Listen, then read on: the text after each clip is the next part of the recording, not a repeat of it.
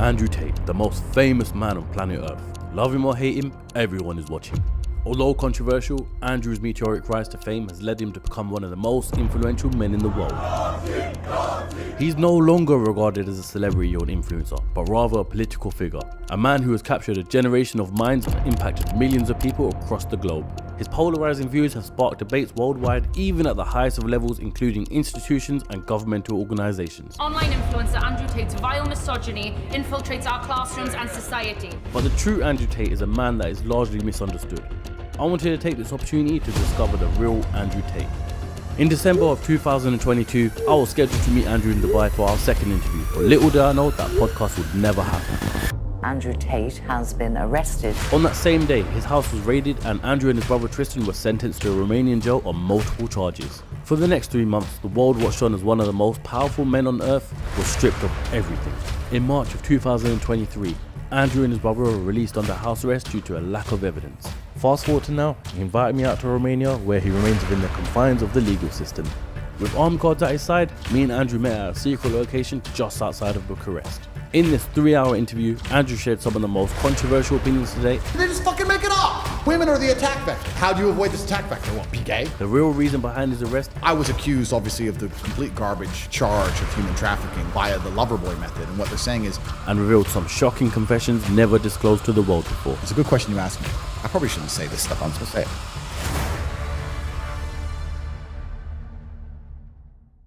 Andrew Tate, thank you very much for coming back on the CEOCAST. It's been a long time, sir. It has been indeed. I like the t-shirt.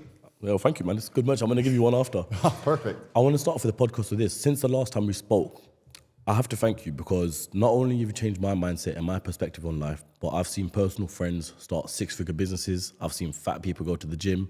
I've seen men stop chasing women. I've seen a lot happen. And when I ask them all one thing, they say it's down to Andrew Tate. How does that make you feel?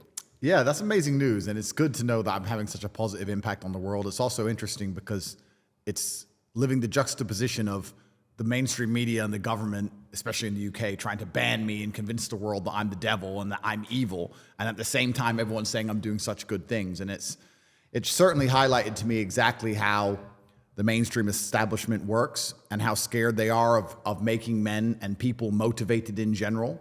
Because when you're a motivated individual, you pay attention to the things around you and you're not laying down ready to accept the slave programming. It happened the other day, I think it was yesterday, some idiot from Leeds, I think, with a gun intended on shooting up a mall or something ridiculous. And the mainstream news article was Andrew Tate fan intends on. I've never even met this guy. Manipulate it in a way where it's down to you, sort of thing. Well, of course, they're going to say anyone who does anything bad who follows me on Twitter is an Andrew Tate fan. 8.8 million people follow me on Twitter. I'm sure if someone crashes their car, they're not going to say Taylor Swift fan crashed her car. Yeah, no, they don't care, yeah. right? You could be listening to Taylor Swift driving your car as you plow into a tree, and they're not going to mention it. But it's crazy how the whole establishment works, and I know my message is good, and I know that I'm helping people. But the scary thing is when you go deeper down the rabbit hole, you understand that that's why they dislike me. Yeah, they definitely. dislike me because I help people. Yeah. They dislike me because I motivate people. They want to enslave people at the end of the day. Of course. We're going to get all to this later on in the podcast, but rather than making this a part 2, I want to make this almost a continuation from the last podcast. Okay. So if you remember at the end of the podcast last time, I gave you a Quran. Yeah. Now this is very interesting because at the time you wasn't Muslim then. Yeah, that's right. And now, alhamdulillah, you are. Yeah. So first off, I want to say, welcome to Islam. Thank you. And secondly, what I want to say is, I know you've said a few times that you don't want to discuss Islam too much on podcasts. Yeah. And I completely understand that because at the end of the day, it's nothing to be ashamed of because we're all sinners and nothing can get anyone anything perfectly said. And even me being a born Muslim, and I'd like to say I have a vast amount of knowledge on Islam, regardless of what I say, there's still going to be people out there who comment back on what I say because people have different schools of thought, etc. So what I will say is just like the quiz shows where you got phone a friend, also the team are Muslim right now, so you've got phone a sheikh. So if you've got any answers, any questions that you want answered on this podcast today from a fellow Muslim right here, thank you. Or if I can't get the answer, we'll get the answer for you. Yeah, I'm studying it and I have a huge amount of respect for Islam, and it's one of the only subjects that I am passionate about that I don't know everything about. Everything else I'm interested in, I can sit and talk about for hours. Yeah. Or if I talk about Islam, I feel like there's people far more qualified than me, and I feel like it's disrespectful because I'm new to it, I'm a revert, and I'm trying to learn like everybody else. And yes, I'm famous, and yes, I'm well known, but my opinion isn't valid compared to someone who's a born Muslim or studied it harder than I have. So, Everyone's opinions are valid. of course, but I don't consider myself qualified. Yeah, fair enough. But how would you say it's shaped your life and your mentality? You know the best thing about Islam? The best thing about Islam is how simple it is, because there's wrong and right. It's a simple religion. It's wrong and right. I mean, you look at other religions and it's also subjective now. Yeah. And that's why I've said many times on different podcasts that it's the last true religion. If you don't have a strong barrier, if you don't have a yes and a no, you don't have a religion. If you tolerate everything, you stand for nothing. And if you believe in God and you say, I believe in God, but I'm not a Muslim, I'm going to say, okay, that's fine. You're a Christian. What is Christianity anymore? What does it mean? You can go to a Christian country, and America, let's take, for example, and you'll get in more trouble for insulting George Floyd than you will for insulting Jesus Christ. Yeah, for sure. You can walk down walk down the street with a T-shirt saying Jesus is gay. Girls barely go to church. If they do, who knows what they were doing the night before? None of it means anything. And then if you go and find a Christian that says this trans person has changed gender, what do you think about that? Christians are so soft, they're going to go, well, I hope he finds redeem, and I hope he finds guidance. Haram, bro. Haram. No, you didn't. It's haram. And I like that it's yes and no. And what's the point in a religion if you're too afraid to say what you believe in, or afraid to stick up for it, or afraid to defend it? Then what's the point in any of it? So I feel like it's the last true religion. I feel like it's the last religion on the planet. And it's kind of interesting because since my reversion, I've had lots of conversations with the right-wing conservatives who were upset by my reversion as if I cared. And a lot of them said to me, oh yeah, but it's a Christian country. We need to restore Christianity to England or wherever. And they don't seem to understand that the basic law of the universe is that power vacuums get filled. This is the basic law of the universe. If a tiger arrives in a brand new habitat and there's no other predators, it's going to destroy and eat all the rabbits and it's going to take over. Facts.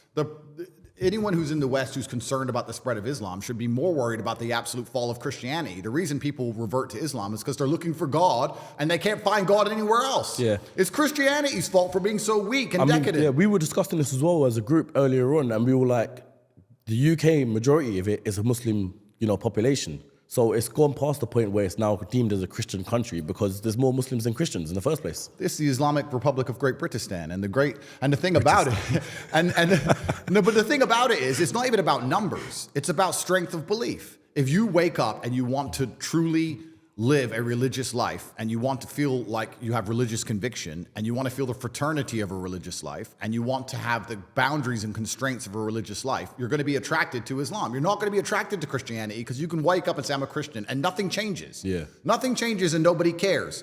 And that is Christians' fault. So I've had a lot of people complain at me as if, like I said, as if my personal choices are something I should... I mean, it's kind of, I'm self-analyzing as I talk here. I find it very, very interesting that Christians look at Islam as a threat as opposed to just understanding that it is a massive power vacuum because Christianity feels godless and you do not feel God in Christianity anymore. And that's the reason that people are so attracted to Islam. That's the reason I was attracted to it, because I respect it. How can you believe in something you don't respect?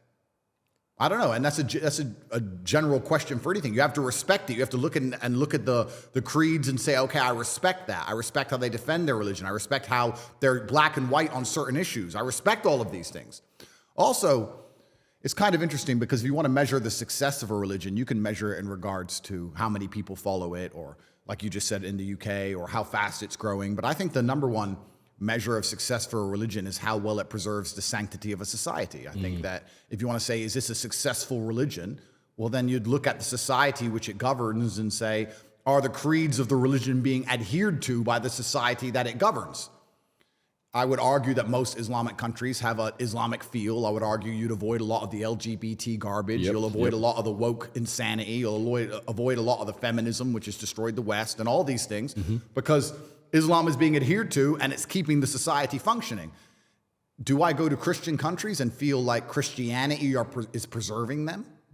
Not really. What about true hardcore following Christians? I'll give you an example. Obviously, you're just coming off the back of doing a podcast with George Janko. Yep. Now, I love that podcast purely because you guys were talking about religion, you being a Muslim, and he seems like, I haven't met him obviously, but a true following Christian. Yep. And it's funny because when I see a true following Christian, it's like you're so close to Islam, but you're just a couple of places where you're going wrong. Yeah. So when I saw that, I was like, shout out to George, because one day, you never know, man could be Muslim himself. Well, yeah, it's kind of interesting. Christians must feel a deep resentment towards Muslims, especially the true believers, because we stick up for what we believe in, and they want to, but they can't because their own religion has become so woke and almost betrayed them. How can you stand up and say, I'm a Christian and I mean it, and you better, when they have gay preachers? Like, it doesn't make any sense. Yeah. And your fellow Christians will turn on you and call you a bigot. Your fellow Christians will call you a bigot and call you hateful for saying that a man shouldn't chop his dick off.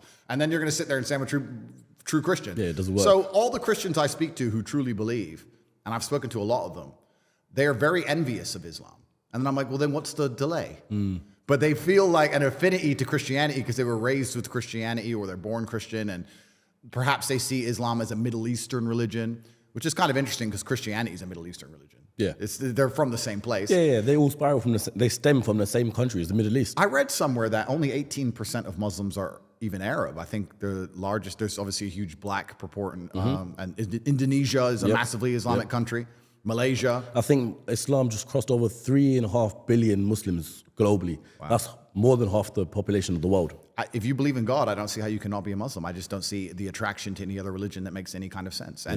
And you can also look at this, and this is why I'm careful to discuss this subject, because I don't want to get in trouble with people who know more than me, but you can also look at this from the ideological and the theologian standpoint in regards to what happens after we die, and superpowers and Allah and Muhammad, peace be upon him, and all these things that we don't quite understand. But you can also discuss it right here on earth with what you see, like I said about preserving the sanctity of a society.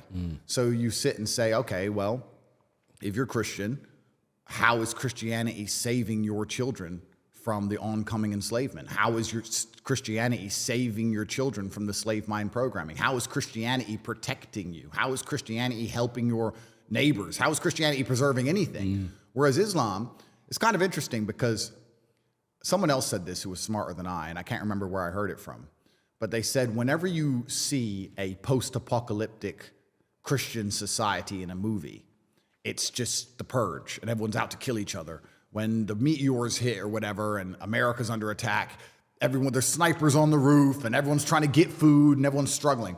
Whereas if you look at a post-apocalyptic Islamic society, which exists right now, they're on the earth right now, they function and people still love each other. And it's the belief in God that keeps them together. I mean, there's no legal system in Gaza that's stopping people from committing crime. It's God, and it's God alone. And then you sit and say, okay, well, the strength of that religion, even in the harshest possible conditions, can preserve, to a degree, the sanctity of society and human nature.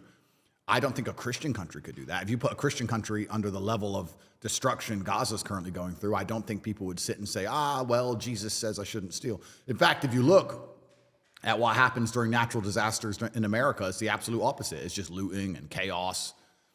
What is a Christian country anymore? I don't know. What is a Christian country? A guy in America recently just got charged for a hate crime for taking down a statue of the devil that they had erected in a church. I'm mind blown. Like, statue of a devil in a church. They put a statue of the devil in a church. That one makes sense. He walked in there and ripped it down, and he's being charged with a hate crime. So I feel like, if I want to get conspiratorial, which of course is unlike me, but if I want to, I feel like I'm all for it, so bring it. Well, God is the final barrier. The final barrier to the slave programming is always going to be God, because there's a firm right and there's a firm wrong. They're going to come along and convince us all that the sky is green, and it's unfortunate because slowly they're going to win. Right now, we laugh at the fact that a man can chop his dick off and become a girl. We laugh at that. But our great-grandchildren won't laugh at that idea. Unfortunately, slowly they're creeping in. And the only barrier to this insanity, the final protection, is God, the book that says yes and no. Simple. So would you say, just a quick, I'm sorry to disturb you there, would you say the answer to getting out of that and being part of the group where we don't believe what they say regardless is religion. Guys, listen, one of today's sponsors doing something absolutely crazy for you listeners. Check this. If you want to learn how to trade or struggling to be profitable as a trader, Jesse, who you can find on YouTube as Casper SMC, is guaranteeing any listener who applies for mentorship through the link in the description will get funded as a trader, or he'll work directly with you until you do. In just the last 90 days, Jesse's helped over 100 people get funded in his mentorship, and most of these guys never made a single dollar in trading before. And as an extra bonus, Jesse even threw in a gift exclusive to this episode's listeners. And that's the trading strategy he's using 30 days leading up to today's episode to clear $100,000 in profits. You can get more info on Jesse's mentorship and the 100K strategy in 30 days using the link in the description below. I do know Jesse has limited spots in his mentorship, so if you are interested in that, take a moment to apply while enrollment is open. Once again, the link is in the description below, so make sure you apply. Oh, it is, but it's only Islam. This is the point, because Christianity is under such heavy attack now, and they've watered it down and diluted it so deliberately.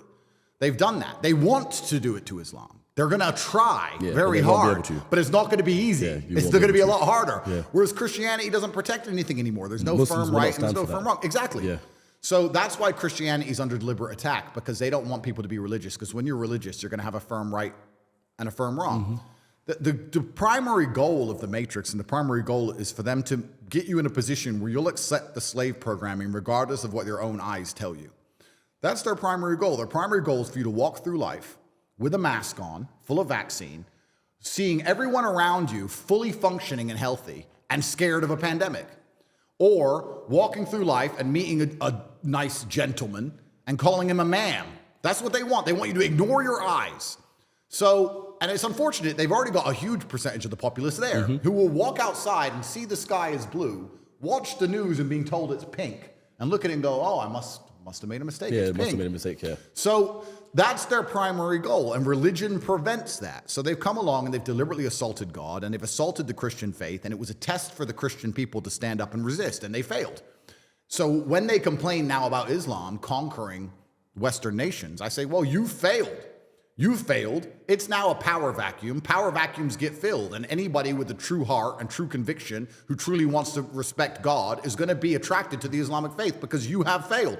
I don't want, bro, if you're going to go to war, which I just described, because war is nothing other than controlling of ideas. That's all war is. The reason we send tanks to some random field and blow things apart is to gain influence over a geographical area, so we can control, to control the ideas of that area.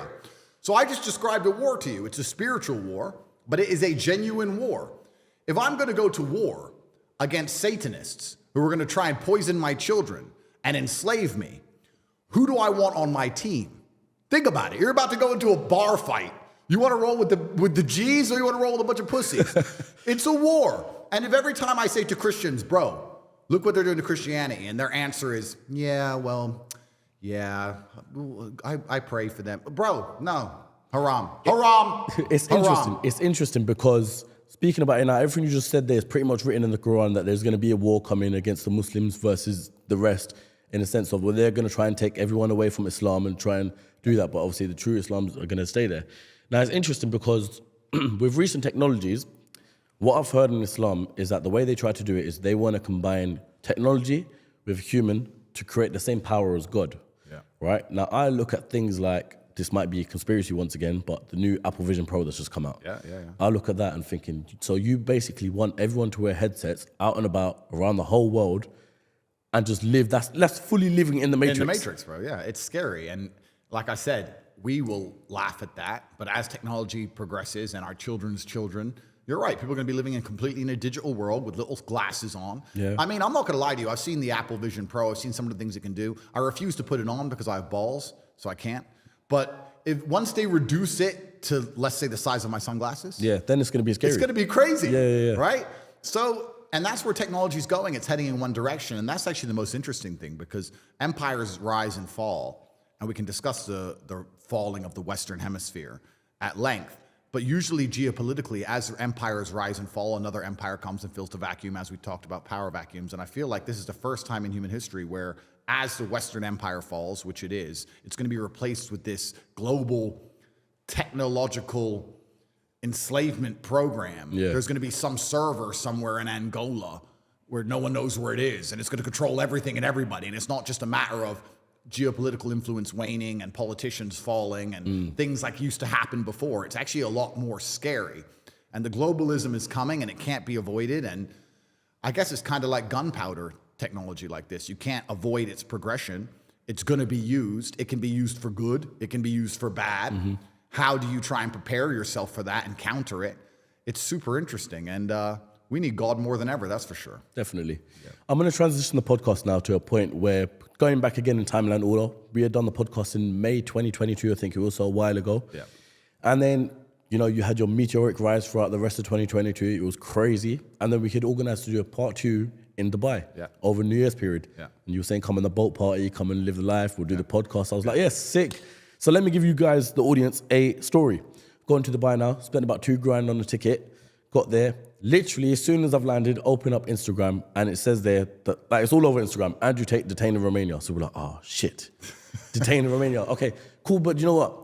He's going to be there for a couple of days. He'll be all right. You know what? We're here for 2 weeks. He'll be back. Yeah. And there was literally just no sign of what's happening and all that sort of stuff. So I know you've spoken a lot on the whole jail situation, the prison situation, but I just want to know, as it stands right now, currently 2023, the date is 13th of February, day before Valentine's Day.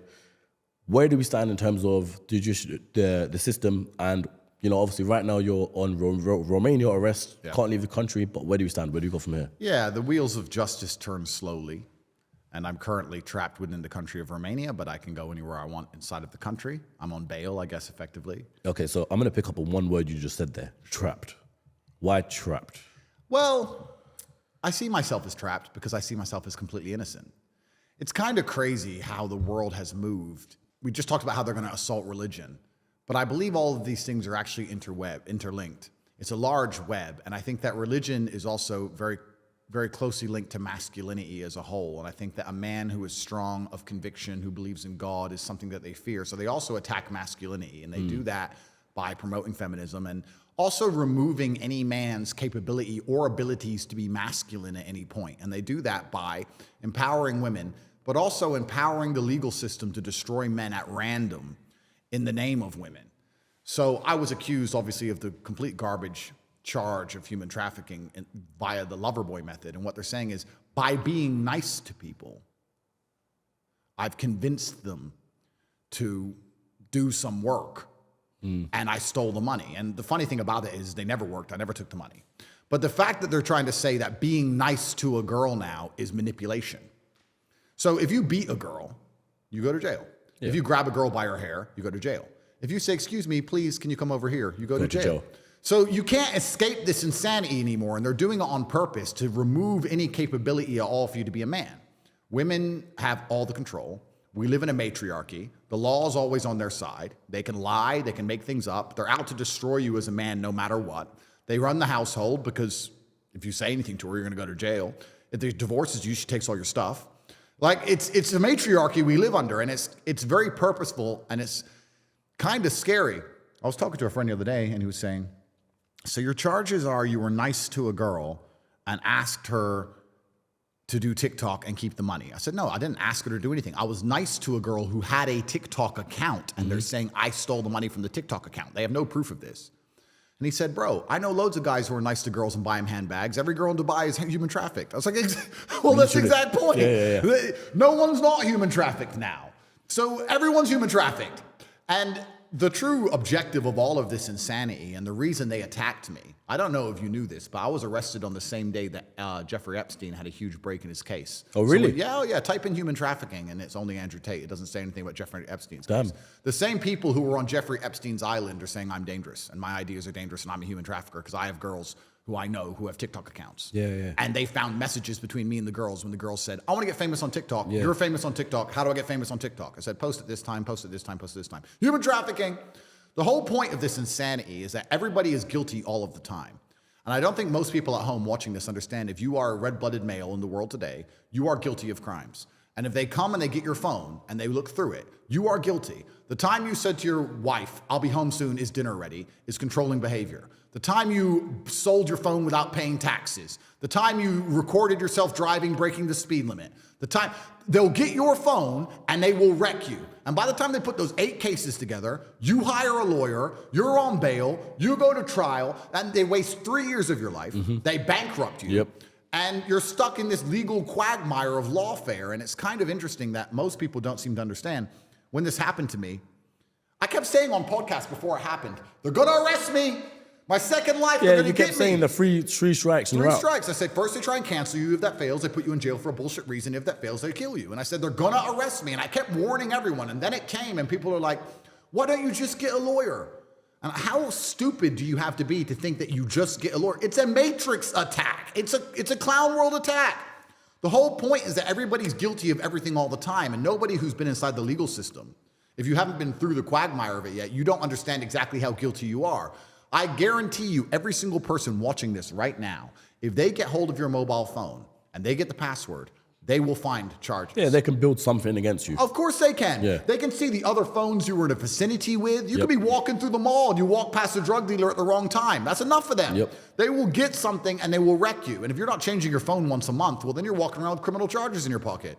And this is the reality of it. So if you ever get too large, if you ever say things they don't like, because your ability to speak freely is directly correlated with your insignificance. You're only allowed to speak freely if no one listens. If people listen, then you have to be a lot more careful with what you say. Then they come along, they get your phone, and they find any excuse they can to charge you. And what did they do with me? They found me giving timings to girls who have TikTok accounts saying, well, if you post it this time, you'll get more views. And they charged me with human trafficking. The people who were on Epstein's Island then used a media machine. The people who were on Epstein's Island used a media machine. It literally happened. 3 times. It happened recently as well with Epstein's Island thing. There was a whole thing that came out about it, and I can't remember what it was, the article that they covered it up with, but literally anything just gets swiped under the rug. The people who were on Epstein's Island used the media machine to convince everyone at home that I'm a human trafficker because I said what time to post on TikTok to some friends who said they were not human trafficked. The girls themselves are saying, we're not human trafficked, this is insane, let him go. So it's a matrix attack, and you have to understand that you live under a system in which the government will pretend they protect you, but truthfully, the government is out for itself, and the government is aiming to get forever and endless control of your life. Every single government's objective is some form of communism where they control everything. They don't care about the prosperity. They don't care about making money. These things are kind of a illusion. Many people say, oh yeah, but you know, the government wouldn't do that because they need people to have businesses, they need people to make money. They print the money. They make up the money. And they don't care if you starve because they'll always eat. If they cared about money, why was COVID everyone locked in their house? Why did everyone's business get closed during COVID if they cared about money? No, they never cared about money. They don't care. What they care about is control. And not enough people go to sleep at night realizing that every day you wake up, the government makes new laws. Has the government ever taken a law away? When's the last time the government said, we have too many laws, give me the book, let's throw some of this trash away? No, every day there's new ones. And if you make new laws every single day, you're eventually heading towards slavery. That's the end goal of it, is slavery. Yep. And we're not far off slavery now. I think a lot of people don't realize that the idea of slavery is we're gonna get somebody, force them to work, leave them in a house that we've given them and give them some food, and we're gonna force them to work. But doing that is extremely difficult. It's actually not efficient because you have to force someone to do a job they don't want to do, which is very hard to do. You have to stop them running away. You need an army, you need a fence. It's very difficult. It's actually much easier to pay them a little bit of money and they spend all that money on their house and their food and they believe they have free will. And now they don't realize they're a slave anymore. Because if you're a slave, you get kidnapped and you get told to work and you get a house and food. If I say, oh, I don't have to kidnap you. Oh, here's a nice opportunity for you. Come do this job. It's an opportunity. And then you work and you spend all your money on a house and food. Now you've realized, you think you're free and you're actually a slave. You're still in it. Of course. And the best prison on earth is going to be the one you don't realize you're in. That's the goal, is to keep the wool over everyone's eyes. Most people don't realize they're in a jail. They wake up at 7 a.m. and they go to a job and they work hard all day and they come home and they have no time for their family and they barely pay their bills and they barely afford to eat and they have no money left at the end of the month and they somehow think they're free. And they sit there and they watch the news and the news lies to them and they got vaccine in their arm and they can't fly anywhere because they can't afford it or if their boss will give them leave. And they somehow believe they're free. You're a slave. They believe they're free when their boss signs annual leave. That freedom. You ain't enough freedom. It's absolutely. It's slave world. And it's kind of crazy because even when I was in jail, I was talking to Tristan and we were saying this. Most people on the outside are less free than us here in jail. Yeah. You know, at least I can feed my family and feed my children. You know, at least I can fly the people I love all around the world at random. You know, it's kind of crazy. But all of this all of these things that are done is to ensure that the controlling class and the elites have as much control over the populace as possible. That's the end goal of it all, and I don't think most people understand that. I'm interested to know, what was it like for you to be without your kids? Because obviously last time we done a podcast, you didn't reveal you had kids. Yeah. But now that you know, people know that you have kids and aware of it, what was it like for you to be without them for so long? Yeah. And have you ever been without them for so long on that scale before? No, never. But I'm lucky they're relatively young. But I feel like jail is just part of life. It's kind of interesting. I don't know if there's a name for this theory. It might be called the high-low theory. I don't know if that's true. I might have just made that up off the top of my head. But people who are at the bottom rung of society and people who are at the absolute top rung of society live similar lives, and the people in the middle avoid certain things. I'll give you an example.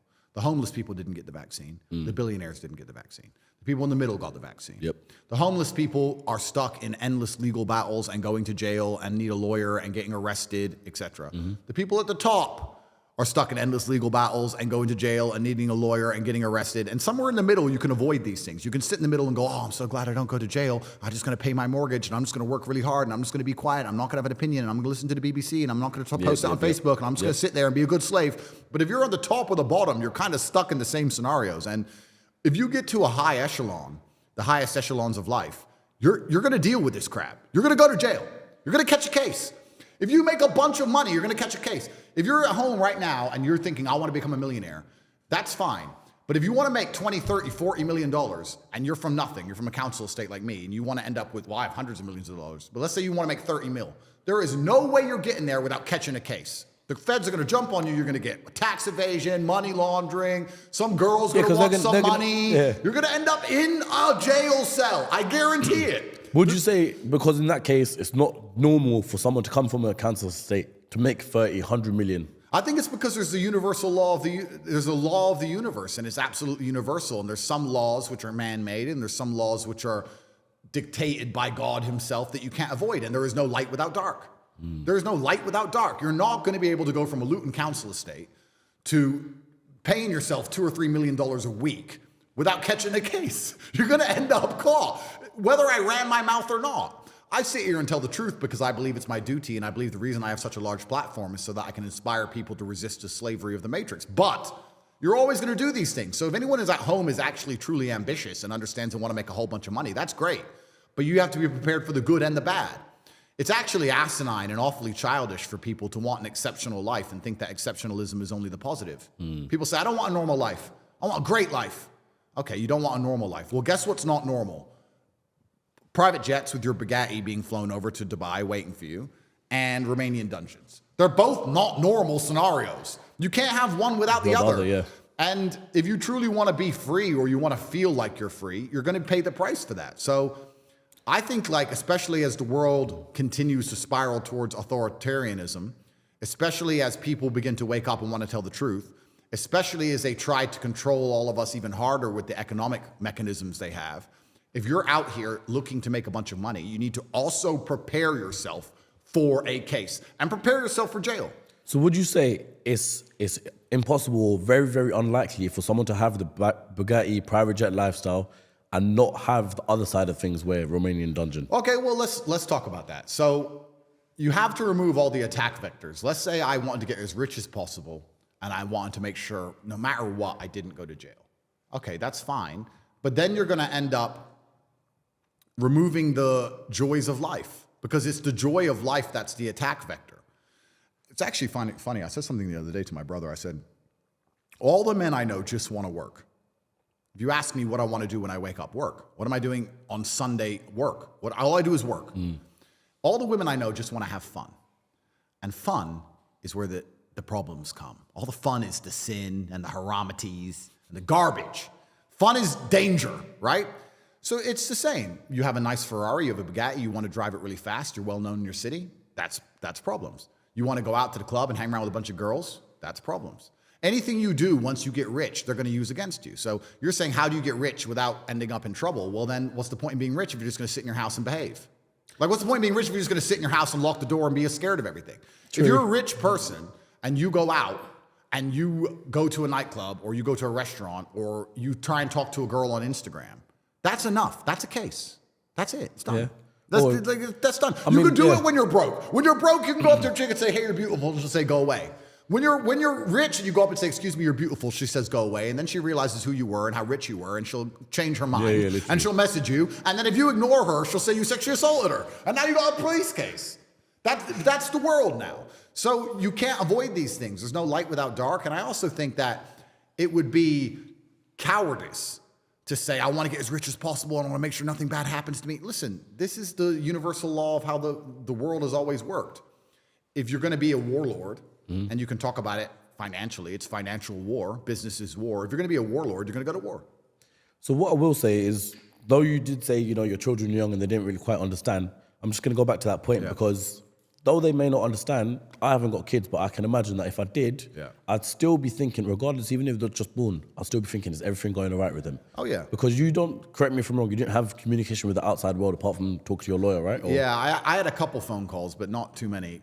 And my primary problem in jail was making sure everyone else was taken care of. I wasn't worried about myself. That's what I'm saying, yeah. Yeah, and this goes back to the point I was making earlier. See, a lot of people want to make money, and because they don't understand how the government operates, because they don't understand what the Matrix is trying to do, because they don't understand that they're guilty of everything all the time just because they're a man, because they don't understand that trying to become financially free is direct attack on the Matrix. They've convinced you that they want people to become financially free because it's good for the economy. That's garbage. No, they want you enslaved, all of you. You are attacking the Matrix in many forms. You need to prepare for jail. And things like my children, I was prepared in advance for jail. I kept saying they're going to send me.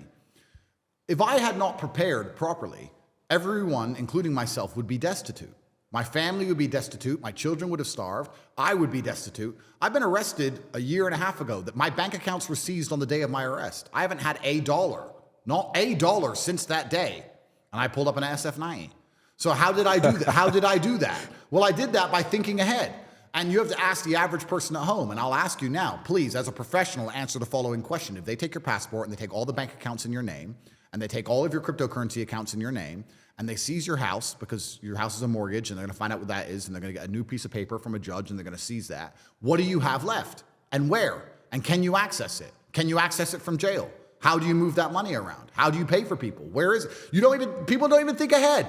They save up some money and they put it in their NatWest and they're like, oh, I'm free. You're not free of anything. NatWest will take that off you. It takes a second, one phone call. Yeah, the same way you said in the last podcast, if you really own a house, they could take that in a split second as well. Same for your money. Of course, you don't own anything. Yeah. So then you have to sit and go, okay, how do I prepare for the ultimate level of Matrix attack with my money? Well, you can put things in other people's name. That's one way. But then if they work out who those people are, they're going to take that too.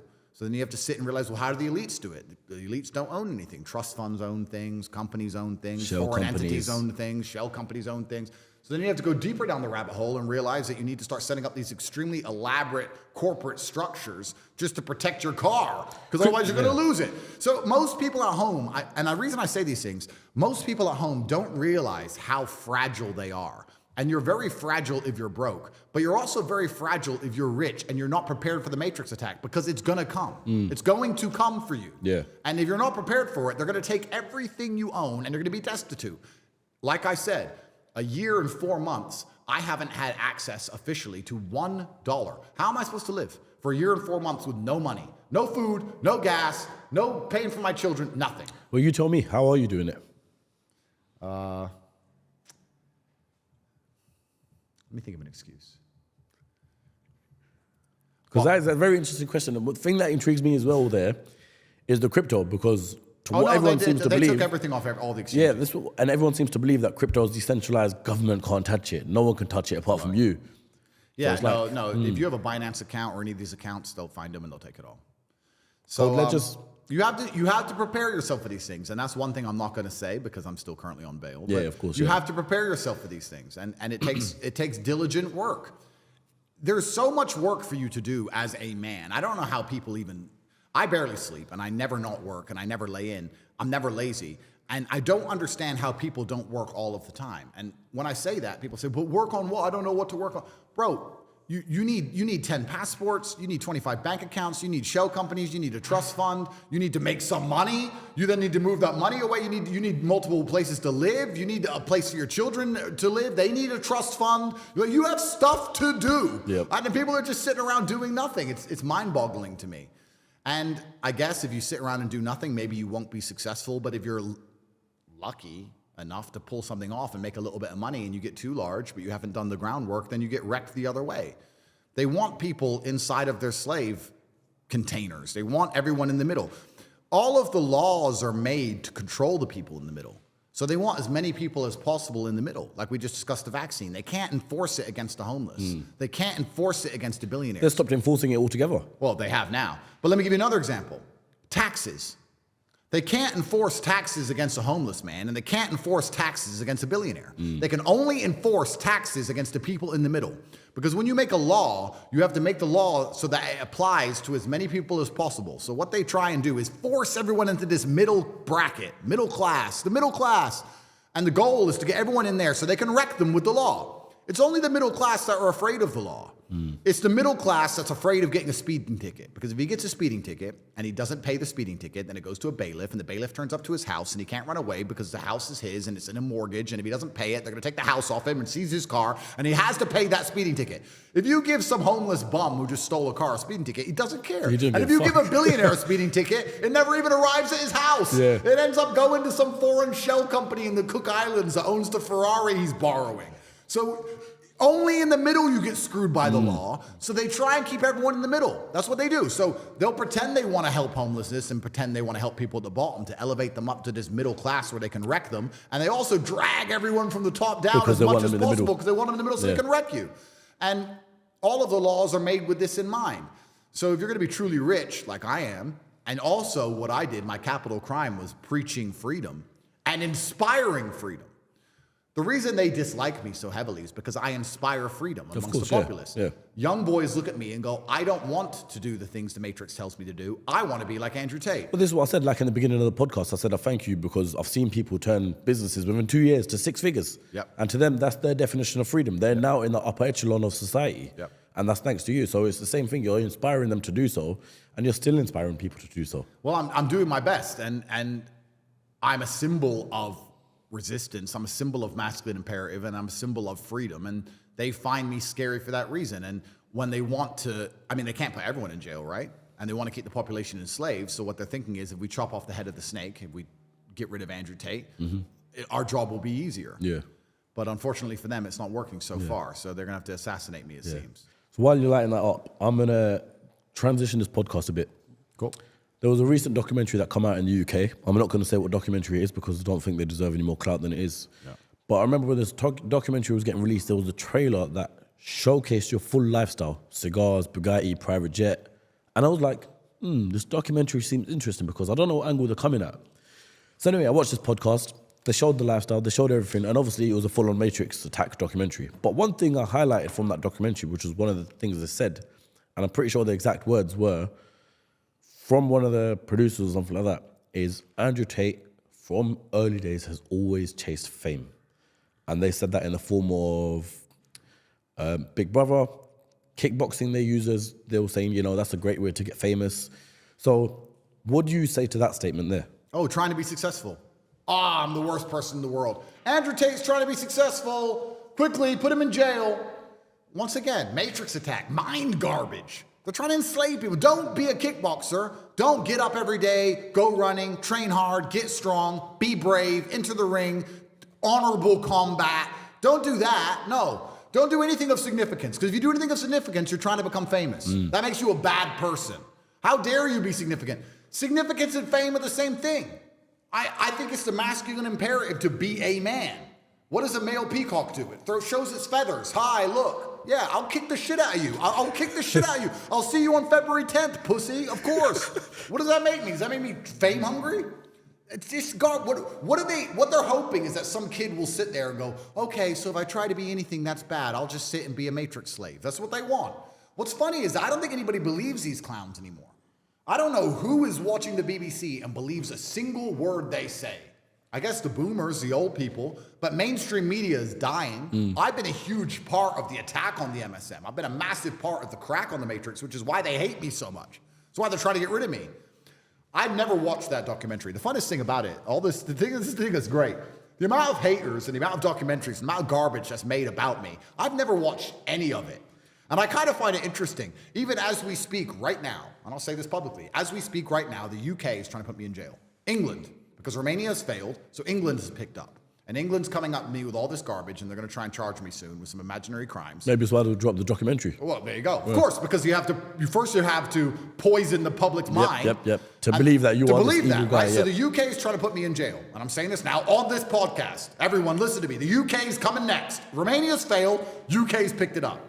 And as the UK try and put me in jail, I sit and I wonder. I say, imagine being a prosecutor. I probably shouldn't say this stuff. I'm just going to say it. And you get paid, I don't know, $3,000 a month or whatever, $2,000 a month. And you're sitting there just looking through my whole life for months. Oh, you made money. Oh, that's a lot of money. That must be a crime. Oh, a Ferrari. Oh, that's a crime. Oh my God, and he has a nice watch. Crime. And just sitting there, the obsession. And for like 6 months, just sitting there, just analyzing everything. Yeah. Like, it's kind of weird that there's all these full-grown adults with this much obsession, making documentaries, trying to take me down, prosecutors in dark rooms going through my life, trying to take me down, ex-girlfriend blowing up my phone who I don't reply to anymore. Like, everyone's just like, it's weird. And I just wake up going, there's so many other people's lives which are just intertwined with mine or obsessed with the idea of trying to be involved in mine. It's actually very weird. I don't know who made that documentary. I don't care. I'm not going to watch it because it's garbage and my time is valuable. And everything they produce is garbage. Yep. And the idea that they're going to say that trying to become significant in the world is a bad thing because they see it as chasing fame. No, I see it as becoming significant. Did Genghis Khan chase fame? No. Well, I mean, he just wanted to conquer the world. Yeah, but he became famous because of that. And now we know his name. Yeah. And the people who didn't want to conquer the world, guess what happened to them? They woke up, the matrix-minded slaves from back then, the people who watched the BBC of those days, and they woke up and said, I don't want to be a bad person. I want to be a good person. I don't want to chase fame. And what they did is they sat there on their little chair and waited for the marauding horde of the Huns to come over the hill and chop their head off. And that's what they did, and they died a nobody. So the people who didn't chase fame got murdered, and their women got stolen from them. And the ones who did chase fame had empires. Yeah. So whoever that dipshit who made that documentary is, I would sit with him and argue with him to end of earth. But the funny thing is, I guarantee if I were to sit across from him, he's a dummy, he's probably a bit slow, he's matrix-minded, and he's an idiot. And nobody believes what he says anyway. So I'm flabbergasted these people say these things without embarrassment or remorse. I'm such a professional and so hard on myself. If I said something so asinine, I would feel genuine guilt. I would have to issue some kind of public apology. These clowns just go through earth talking crap and never even look in the mirror and go, I'm an idiot. I'm an idiot and nobody believes me. It's crazy. But I guess this is part of the propaganda campaign because the UK is now ramping up its legal attack on me and they want to put me in jail for some reason because Romania's failed. So now they're going to try. So they're going to try and poison public mind first, which makes it another thing interesting. And we're going to say this on the podcast because why not?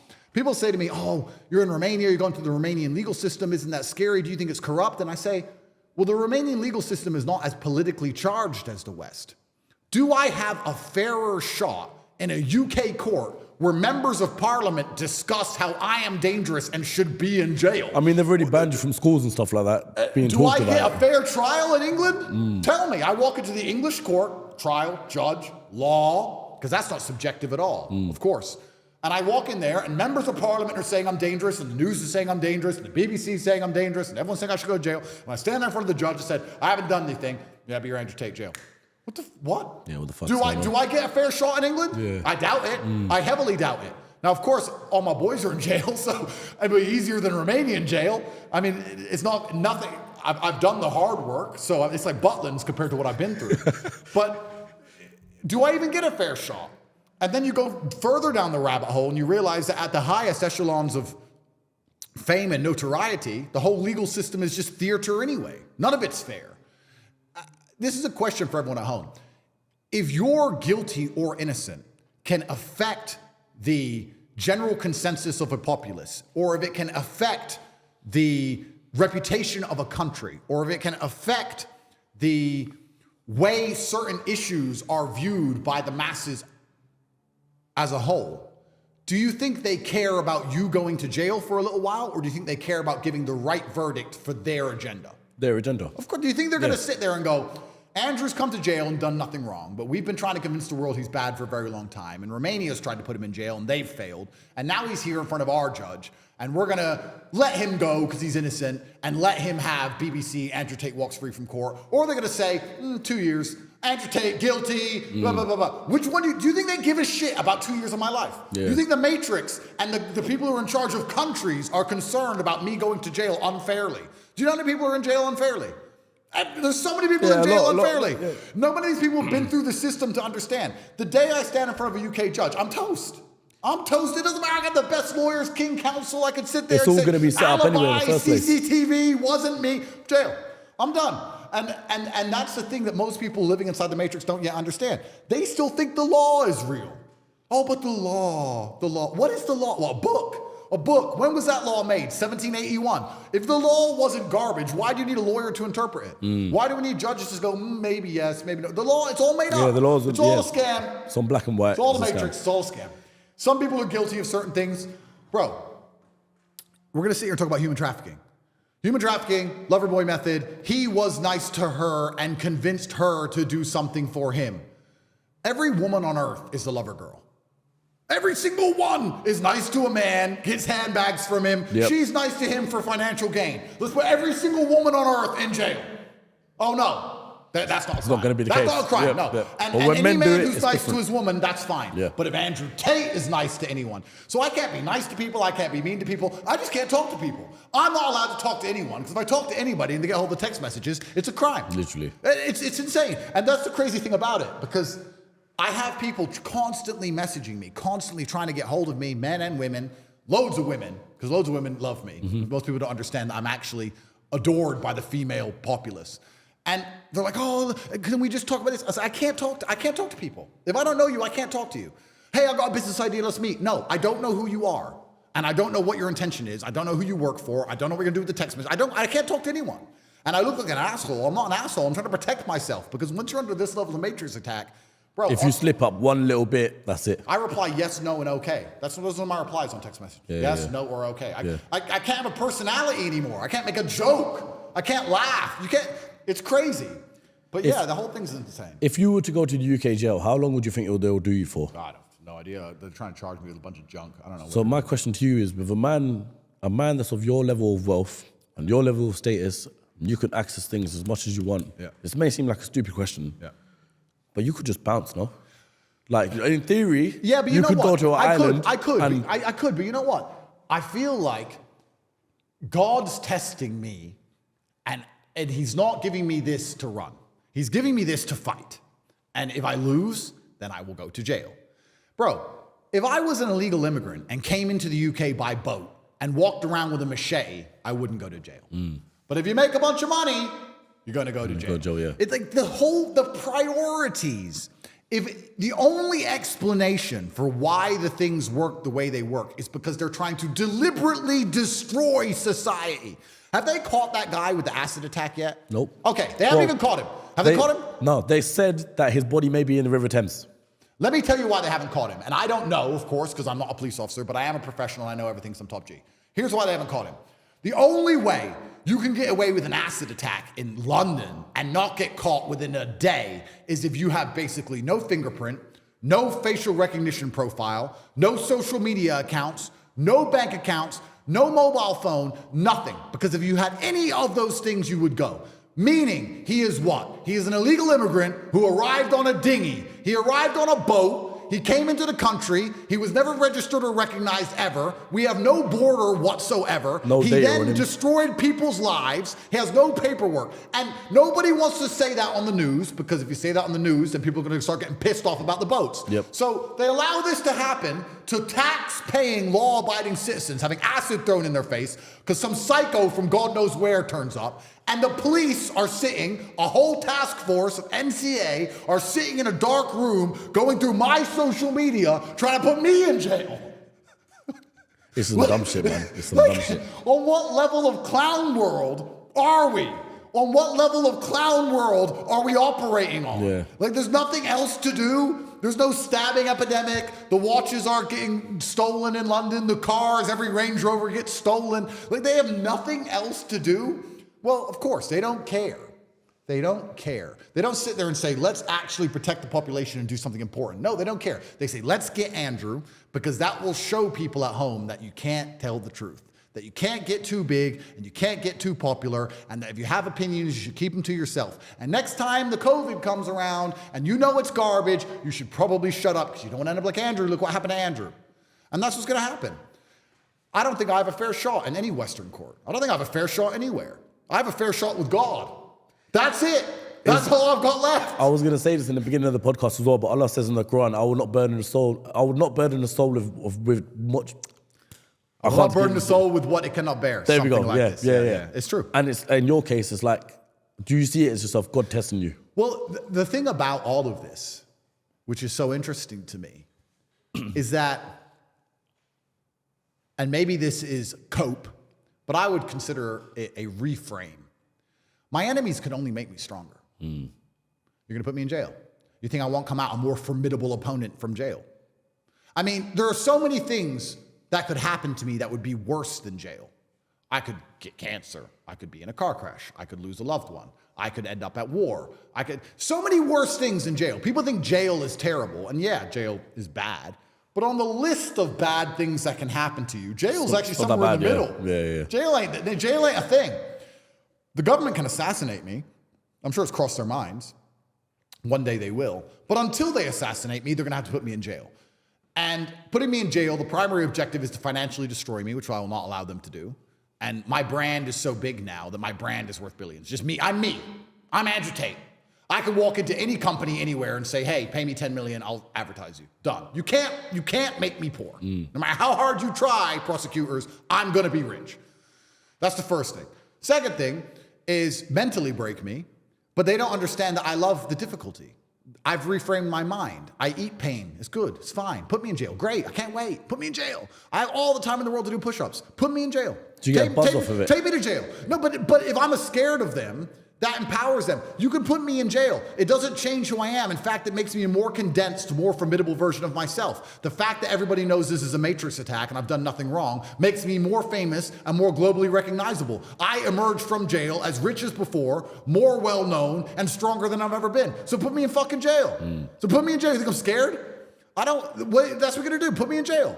And they think that putting me in jail is going to somehow punish me. I don't see it as a punishment. I'm looking for an exceptional life. Exceptionalism is the highs and the lows. Yeah. I want both. I wouldn't appreciate driving my Bugatti around the world if I didn't go to jail. If I only had one, the other would be nothing. There's You wouldn't no know life the without other dark. end. Yeah, you wouldn't know the Put other me in end. jail. Yeah. Fantastic. Can't wait. I can't wait. Put me in. Because they're going to. So the only reframe is do it. Go and do it. If someone puts a gun to your head, well, shoot me then, pussy. What the fuck? What am I going to sit here and cry? Then fucking do it then. Yeah, do it man. then. Do it. It is what it is. So, but I just want people at home to understand that if you're truly looking to reach the highest levels of experience in life, you're going to end up going through the same crap I'm going through. They're going to hit you and they're going to get you because everyone's guilty of something. Yeah. Look, you mentioned these 3 stages of a Matrix attack, yeah? Banned, they'll cancel you somehow with allegations, and then the third one, they'll be and kill you. Yeah. And I know you've said in many podcasts, even the last one we done, you said you will never commit suicide. Never. Any regards at all. Never. I understand that, and I agree with that. Yeah. You're not the man to do so. But who's to say, and I don't know how much of this in the podcast I can keep in, but who's to say they can't kill you off the same way they did with other people? If they want me dead, I'll die. But I know I've got a lot of jail to do first before that. So I'm on my second life, but I don't think I've expired it yet. But do you think it has to be in that order? Yeah. Because now if they kill you, they make you a martyr. Plus everybody knows what they're doing now. You can't just kill people like before and nobody know. If they kill me, everyone's going to know. So they're like, okay, well, we don't want to make him a hero. We don't want to give him the significance of a hero into eternity. Because truthfully, what we do on this earth, Danya, what we do on this earth is temporary, and that's fine. But being a legend for eternity is pretty attractive. Yeah, of course. And these people are not legends, and they don't want to make me a legend. They don't want to kill me. They want to destroy me. You don't destroy a man by killing him at the height of his powers. No, they want to break me. They want me to do a Jordan Peterson and cry my eyes out on cameras. They want to make an example of you. They want to make an example of me. They want me to sit and say sorry. They want me to say, oh, I'm sorry, Matrix. I'm sorry. Sorry for doing this. I didn't mean it. They want me to pussy out. And they're very frustrated that I won't. They're like, why can't this guy, why can't we just make him shut up? He is so stubborn. Correct. I am stubborn. As we discussed earlier in the podcast. God knows what's right. God knows what's wrong. I just follow the book. Yeah. I tell the truth. That's my job to do, is tell the truth. My job here is not to lie to people. I don't lie. So that's why I'm stubborn. That's why they don't like religion. But their goal is to destroy me, and I refuse to let them. But I don't think they're going to kill me anytime soon. I think they're going to try and hit me with endless legal quagmires, and the goal being to financially bankrupt me or mentally break me. They don't understand that can't happen. They can't happen because the legal quagmires increase the strength of my brand, which increases my earning potential. And they can't mentally break me because I'm a warlord and I enjoy war. So come do it. It's kind of crazy. Like the UK who are after me, they have these crazy ideas. I'm this big criminal kingpin and blah, blah, blah, blah, blah. I mean, I know I look the part. I'll take it. But I also think, and I'm just talking out loud, like, I'm a prosecutor, okay. He's a criminal kingpin, he's doing crimes, he's doing this, he's doing this. I'm the most Googled man on earth. You think I can't make legit money? Like, I'm the most Googled human on the planet. You think I can't, like, sell $10 million of fucking t-shirts? Yeah, literally. Like, what do you think I'm doing? Anything you start creating. He's human trafficking. Literally. He's selling drugs. Why would I sell drugs? I'm the most famous man on earth. I have the most legal, most straightforward incomes you can possibly have. Hi, this is me. This is where my money comes from. No, must be something hidden. What? Why? Because I said women can't park? Because I said women can't park? No, he's a misogynist. He must have done something. He's a crime boss. Bro, these people have lost their minds. They're just looking for anything at this point now, isn't it? And I'm going to go to court and say, this is garbage. Here's all my legal income. This is all a lie. Yep. This is garbage. And they're going to sit there and go, jail. Yeah, that's what it is. Jail. They've already decided it from the get-go. 100% is a matrix attack. Yeah, 100% is a matrix attack, just like Romania did, and that's how it works. And I guess the only regret I kind of have is people I love being dragged into the matrix attacks. So recently, a girl I know very well her house was raided, and she was just dragged to jail in England. This is very recent. Tell us about Andrew Tate. Tell us about Andrew Tate. Tell us about Andrew Tate. Da-da-da. Did they raid her house because of me? Okay, yeah. Yeah, and I find it very sad that people I care about have to go through that garbage because the government is abusive. And she was like, what is this? Like, this is insane. And it goes to show you, like, the levels these people operate on, because they were saying, oh, we can see he sent you money. She's like, yeah. And where did that money come from? What work are you doing for him? Are you doing this? Are you doing that? Are you moving things? Does he make you, like, trying to pretend I've hired her for something? She's like, I go to the spa. He sent me money for Harrods. Yeah, like, but that's too much money for shopping. She's like, maybe for you, not for me. Like, like you know how much CEOCAST nowadays? Yeah, bro, to these people, 10 grand is like, whoa, literally, criminal enterprise. Yeah. I'm like, she said she wanted to go shopping, so I gave her 10 grand. Yeah, that's a pair of Jimmy shoes right there. Yeah, it's 2 pairs of shoes. Yeah, done. These people have lost their mind, bro. It's crazy. But it's fine. I'll end up in jail with the guys, and I'll sit there and I'll eat my meal like everyone else. Most people don't understand. I'm not a rich guy. I'm a poor guy with lots of money. I'm not from a privileged background. Yeah, you'll fit right in. Yo, bro. Fit right in. Can't wait. Can't wait. You said you're a guy that's very prepared, right? Yeah. And I want to bring it to this point. I want to give you my perspective on it, and you tell me how it was. So, towards the end of 2022, before your arrest, you were chilling with streamers like Aiden Ross, for example, right? On their stream, and trying to improve their mentality, trying to better themselves. Was that so? Because there's a few ways looking at this. Yeah. Him being the most popular streamer at the time can keep your relevancy up as well in the time that you're away. Yeah.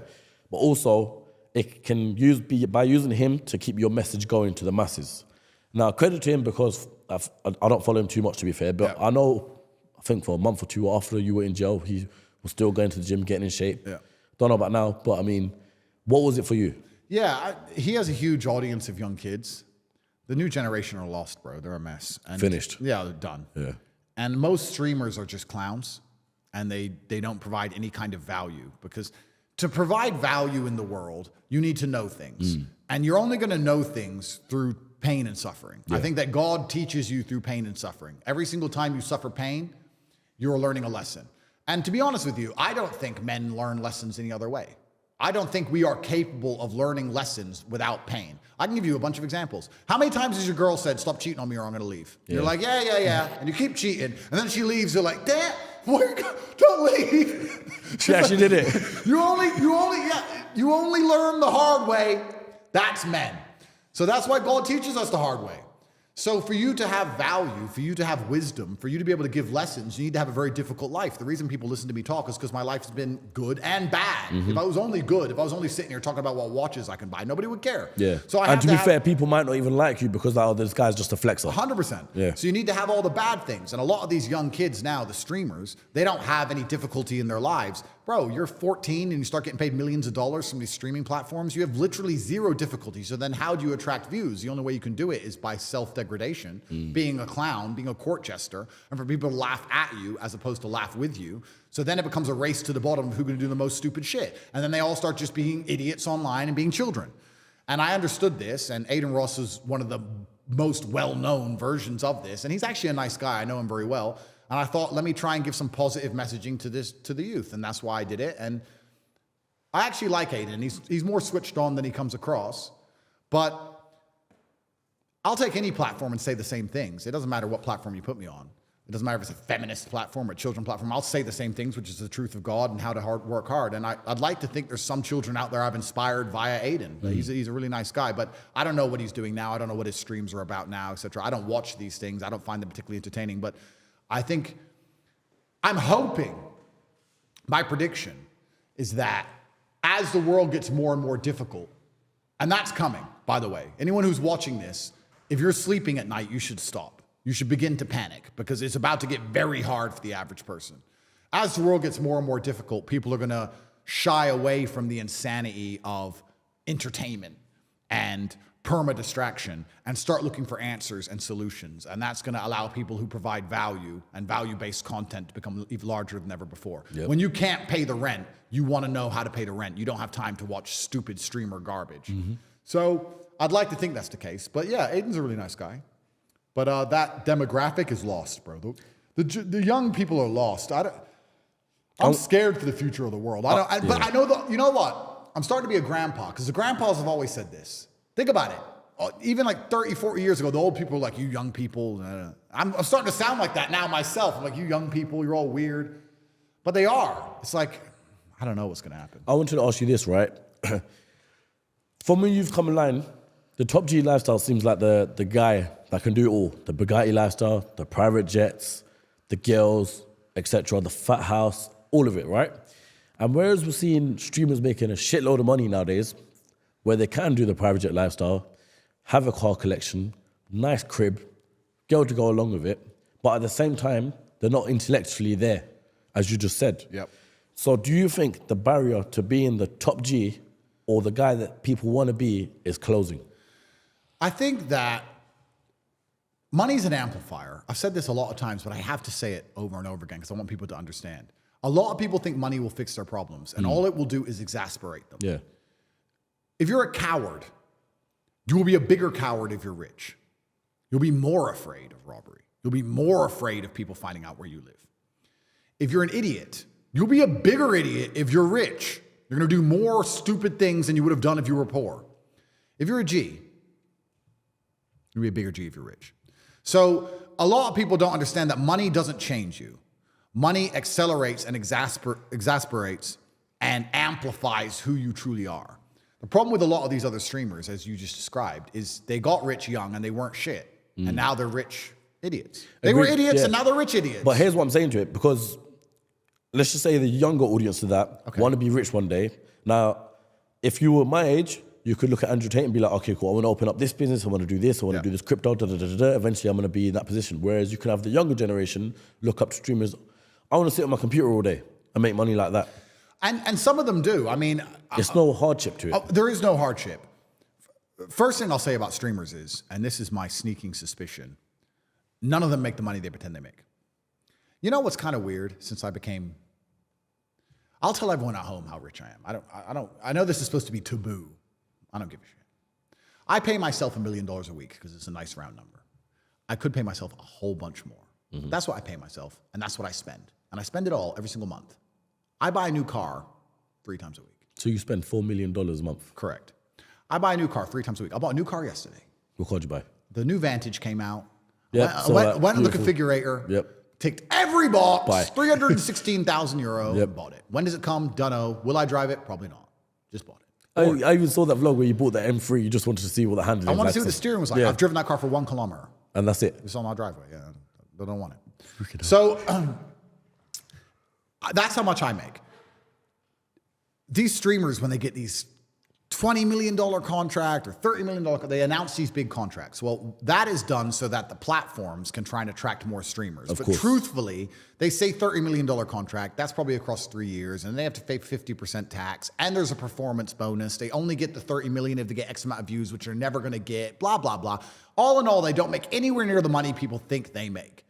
I mean, okay, I have a Bugatti. Everyone knows I'm famous for having a Bugatti. My car was $5.4 million. Where's everyone else's? If everyone got a $50 million contract, why has no one else got a Bugatti? Because Lambos don't matter anymore. No one cares about Lambos. Wait, we're going past stage. Oh, no, Lambos are boring. Yeah. 5 years ago, you had a Lambo, you were the man. Now, bro, Like, yeah, my chick whatever, drives a yeah. Lambo. Who gives a shit? So, bro, I buy Lambos on bulk. Give me 4, give me 3, give me all the colors. Lambos are nothing. So, where's everyone else's Bugatti? Well, they can't afford one. And it's only $5 million. And I say only, and I'm not trying to be arrogant, but it's only 5M. Like, it's a month's wages for me. If these people are making 50, 40, 30 million like they say they are, where are all their nice cars? None of them are making the money they say they are. First, that's all a lie. And that's just to convince kids to give up their future to just try and become famous streamers. And then we go down the path I just described before. When you try and become a famous streamer and you're an idiot and you haven't had a difficult life and you have no wisdom, nothing to teach, can't give value, you end up being a clown, doing dumb shit online, trying to be an idiot, which just further pollutes society as a whole. So it's a trap. Yep. That's the first thing. The second thing is, the only good thing about having money is that it amplifies your attributes, as I said before, which means if you make money the hard way, all of the attributes you learn along the way can be amplified by the money. Yep. If you learn how to make money in a difficult way and you gain stress tolerance and you learn how to manage people and you learn how to do meetings, you learn how to speak well, you learn how to be charming, you learn how to be funny. These are all skill sets you They're learn. skill sets. And then you get the money and these skill sets are amplified and now your life is great. If you make money any other way, let's say you make money the easy way, let's say you win the lottery or you catch a crypto pump or you get a streaming contract for setting yourself on fire. Bro, these kids are putting forks in plug sockets, bro. Yeah, that's what I'm saying. Like, bro, if you get money for that, there's no point having the money. yeah. Because another thing about money that most people don't understand is a lot of people think, oh, you get money, you get girls, you get respect, you get clout. No, you don't. No, you don't. Not if you act like that. Not if you're an idiot. Yeah. If you get money, you're just going to be a robbery target for the women you date, for the government, and for the criminals. Congratulations. And if you're not that's smart, it. if you're not street smart, you're not going to see any of it You're coming. not going to see any of it coming, and you're going to get wrecked. So you don't want to make money the easy way anyway.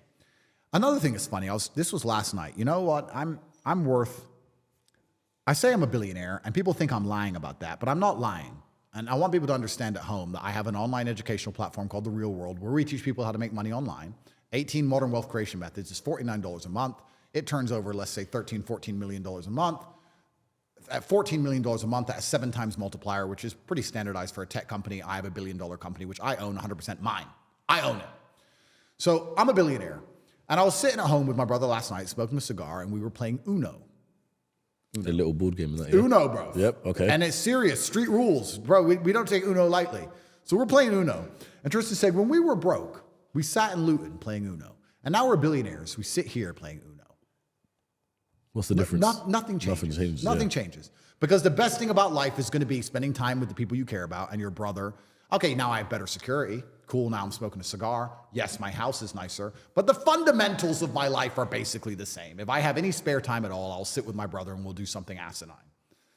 And a lot of people, especially these people who are getting rich, because they're not quality people and they don't have quality relationships, they don't have brotherhood. They don't have a network of people they can rely on. They don't have a woman who truly loves them. And they're going to try and buy it, and they're going to find out that can't be done. The best thing about my life, the reason I am so rich is not because I have money. It's because I have friends who I could give all my money to. And my girl. And say, I'll be see you in 10 years. And say, cool. And that's money. That's wealth. That's rich. Most people can't do that. These fucking nerds make a bunch of money. They can't trust anyone around them. They can't trust their chick. They can't trust their friends. They can't trust anything. Then what do you have? It's only money.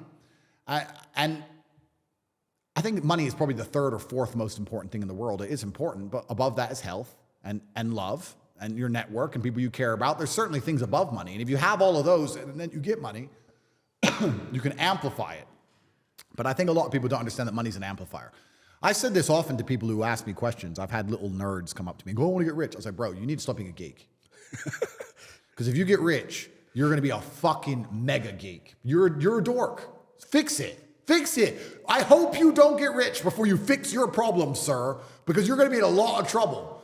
Because if you get rich in the state you're in, you're done, bro. Yeah. You're done. You're gonna get fucked over one time. You don't want that. You need to go and fix everything about yourself, and then maybe God will reward you. Maybe you're not rich because you're a little nerd, and he's tired of it. Yeah. I'm tired of it. I met you for 5 seconds. I don't want to talk to you anymore.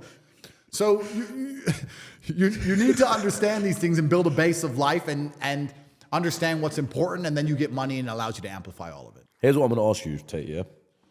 Would you say that the real world is one of, like, you know, the main income streams for yourself? No, so I wouldn't say it's the main income stream. What I will say, first I'll say why it exists. I'm going to go conspiratorial again. Go on. We love it. Why not? I've sat in jail trying to analyze which power structures want me in jail. I've sat there and said, okay, why do they want me in jail? Well, the military-industrial complex wants me in jail because I tell kids not to join the army and not to go die in a foreign war for no reason, because every reason they tell you to go to war is a lie. So the army wants me in jail. And then I sat there and thought, okay, well, the feminists and the matriarchy want me in jail because I'm inspiring masculinity, which is resistance to their power. And where there's a power struggle, there's conflict, and they want me in jail because I tell men that they're allowed to have standards. Yep. I'm seen You're as a allowed to misogynist. be a man. Yeah, I'm seen as a misogynist because I effectively say as a man, you're allowed to have a standard. You're allowed to say to a woman, no, you're not supposed to speak to me that way. I'm a full-grown adult and I want to be respected in my household. That makes me a bad person. So that's why the matriarchy wants me in jail. And then I sit and say, what other powerful structures want me in jail? Well, maybe the educational platforms want me in jail. Maybe the education system wants me in jail because that's the biggest scam of them all. The biggest scam of them all is the modern education system. And I can prove to you it's a scam, and they know it's a scam because it has to operate inside of a vacuum. If it wasn't a scam, they would allow people to take out a loan and decide what they spend it on. Do you want to start a business? Do you want to buy crypto? Do you want to buy a house? Do you want to buy a car? Do you want to get a degree? Yep. No. You can only get a degree with the loan because if they give you any choice, no one will pick a degree because they know it's useless, because it's out-of-date information that takes too long to teach, and you get massively in debt. Think how fast the world moves. Think of things that are relevant now that weren't relevant 3 weeks ago. And you're learning things in a degree that were from 20 years ago, and it takes you 4 years to learn. That's going to be completely irrelevant by that point. Bro, Christmas feels like a lifetime ago. It's been a month. And you're going to sit and go to school for 4 years and learn things from 1996 and think that piece of paper is worth anything? Yeah, it's not. The whole thing's a scam, and they know it's a scam. So I sit there and go, well, why would the educational systems want me in jail? Yeah, I say it's a scam. But also maybe it's because I own university.com, www.university.com, and I have an online educational platform, which is the largest school on the planet. And we're teaching financial literacy, and it costs $49 a month, less than a Nando's, and we'll teach kids how to make money online, and they won't go to the school anymore. So I'm like, okay, so the educational system wants me in jail, the matriarchy wants me in jail, the military-industrial complex wants me in jail. Can't wait to go to court. I'm sure it's going to be a fair trial. Can't wait. I'm sure I'm going to walk. Here's where I was going with it, though, yeah? I'll be real, Tate. I can't even post this podcast on TikTok. Because my last TikTok account got banned. It wasn't even clips of you. It was me and the guest speaking about you, and TikTok was like, no, harmful content, take it down. And we were literally just saying you're a nice guy. So I can't even post this on TikTok. And I know one of the reasons for your meteoric rise was to do with the fact that TikTok was getting flooded with Andrew Tate content, literally top G everywhere. But now that's not the case. So how do you actually keep people coming back to the real world, which was once obviously Hustlers University, right? How do you get people coming back and, you know, make sure they know that we are still here? Yeah, so TikTok have gone, so have Meta, so have Instagram, I so mean, have you've Facebook. been banned on all I'm banned everywhere, Yeah. right? And you're right. They don't like people saying anything nice about me. They don't like my voice. They don't like a still picture of me. Nothing. Literally it's crazy. nothing, All I do is I make it obvious to people that the platform exists. And to further go down the rabbit hole of why that platform does exist, it's not for me to make money. I can resign now. I can retire now for the rest of my life if I wanted to live semi-sensibly. If I stopped buying 3 cars a week, I could probably still do that for a good 10 years. But, you know, I could calm down and live a very nice life. The reason I have the real world is the same reason I have the war room. Because when I talk about all the problems I talk about, the astute members of the populace will sit and say to me, okay, then what's the solution? Andrew, you're right. You're right. The legal system's a joke. They're out to keep us all enslaved. We're not allowed to have an opinion as a man. We live in a matriarchy. My job hates me. What's the answer? And I'm a little bit disappointed in myself that I've only come up with 2 answers so far, but they're the only answers that have ever worked for me. And perhaps there's another answer that's better than the ones I have. But the only answers I can come up with, in fact, 3 answers, I apologize. There's one, God. You need God. That's the most important thing. The second is you need money. And the third is that you need brotherhood. And I believe if you have those 3 things, you become much harder to be damaged by the system. When I go to jail, I can call my brother and make sure that my women and my children are taken care of. I can have someone to look after them. I have a bunch of money so they can be taken care of. I can get the best lawyers. I have influence. So when they lie about me on the BBC, I can tweet and call them a liar and get more views than the BBC does. Yeah, literally, yeah. More views than the BBC. Andrew Tate, this. I can just say, lie, fake news, boom, done. So I can fight against them. Well, how do I fight against them? I fight against them with my influence, which is based on my brotherhood and the people I work with inside the war room and the money I have, and God. So when I created the real world, the primary objective is for people to learn how to make money online so they can escape the matrix. Because if you have a job, you're going to be controlled. If you have a job, you can't have an opinion anymore. You can't talk. You can't say certain things online, you'll lose your job. You can't not get the vaccine, you'll lose your job. You can't not wear a mask, you'll lose your job. You have to obey, you have to comply, or you can't pay the mortgage. If you make money for yourself online, you're now harder to control. So when they come along with their infantile ideas and try and force you to perpetuate and purport them, you can sit and say, no, I'm making my own money, you're a liar. So that's the reason I made the real world, and that's the reason I made it so cheap, $49 a month, so people can join and learn how to make money online. And the reason there's the war room is because of brotherhood, because I believe that if you analyze any period of human history, including Genghis Khan, as we just discussed, it's always been about brothers. What was Genghis Khan? It was a bunch of his boys, a bunch of your boys, get on a horse. And just conquering. Yeah, literally. bro. Yeah, we just still do conquering. it. Yeah. You and your boys, you all get together, you go Go to the out in the club, you get cars, some yeah. girls. It's the same. Yeah. Everyone gets on a horse. Let's ride that way. What's over there? Don't know. Who cares? We'll find Just out. go, We'll yeah, take it. Yeah. So brotherhood has always been what conquest is about. And it's also always been a small band of brothers to resist evil. Let's say when Genghis Khan got to Vienna. I'm not going to discuss who's the good guy and who's the bad guy. It's just the natural law of the universe that conflict appears. But the people who were defending Vienna were what? Brothers. Brotherhood. Get your sword. Who are they? Let's go.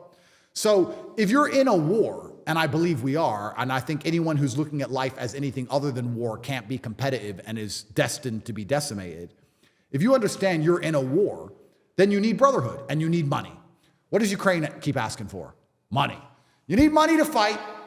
And you need men you can count on, which is why I have the real world that teaches people how to make money online, and the war rooms you can join a fraternity. You have the men. That's right, because I believe if you start to make a bunch of money and you get a bunch of men you can rely on, you then become much harder to enslave. That's the reason those 2 things exist at CobraTate.com, and that's the reason I tell people to join them.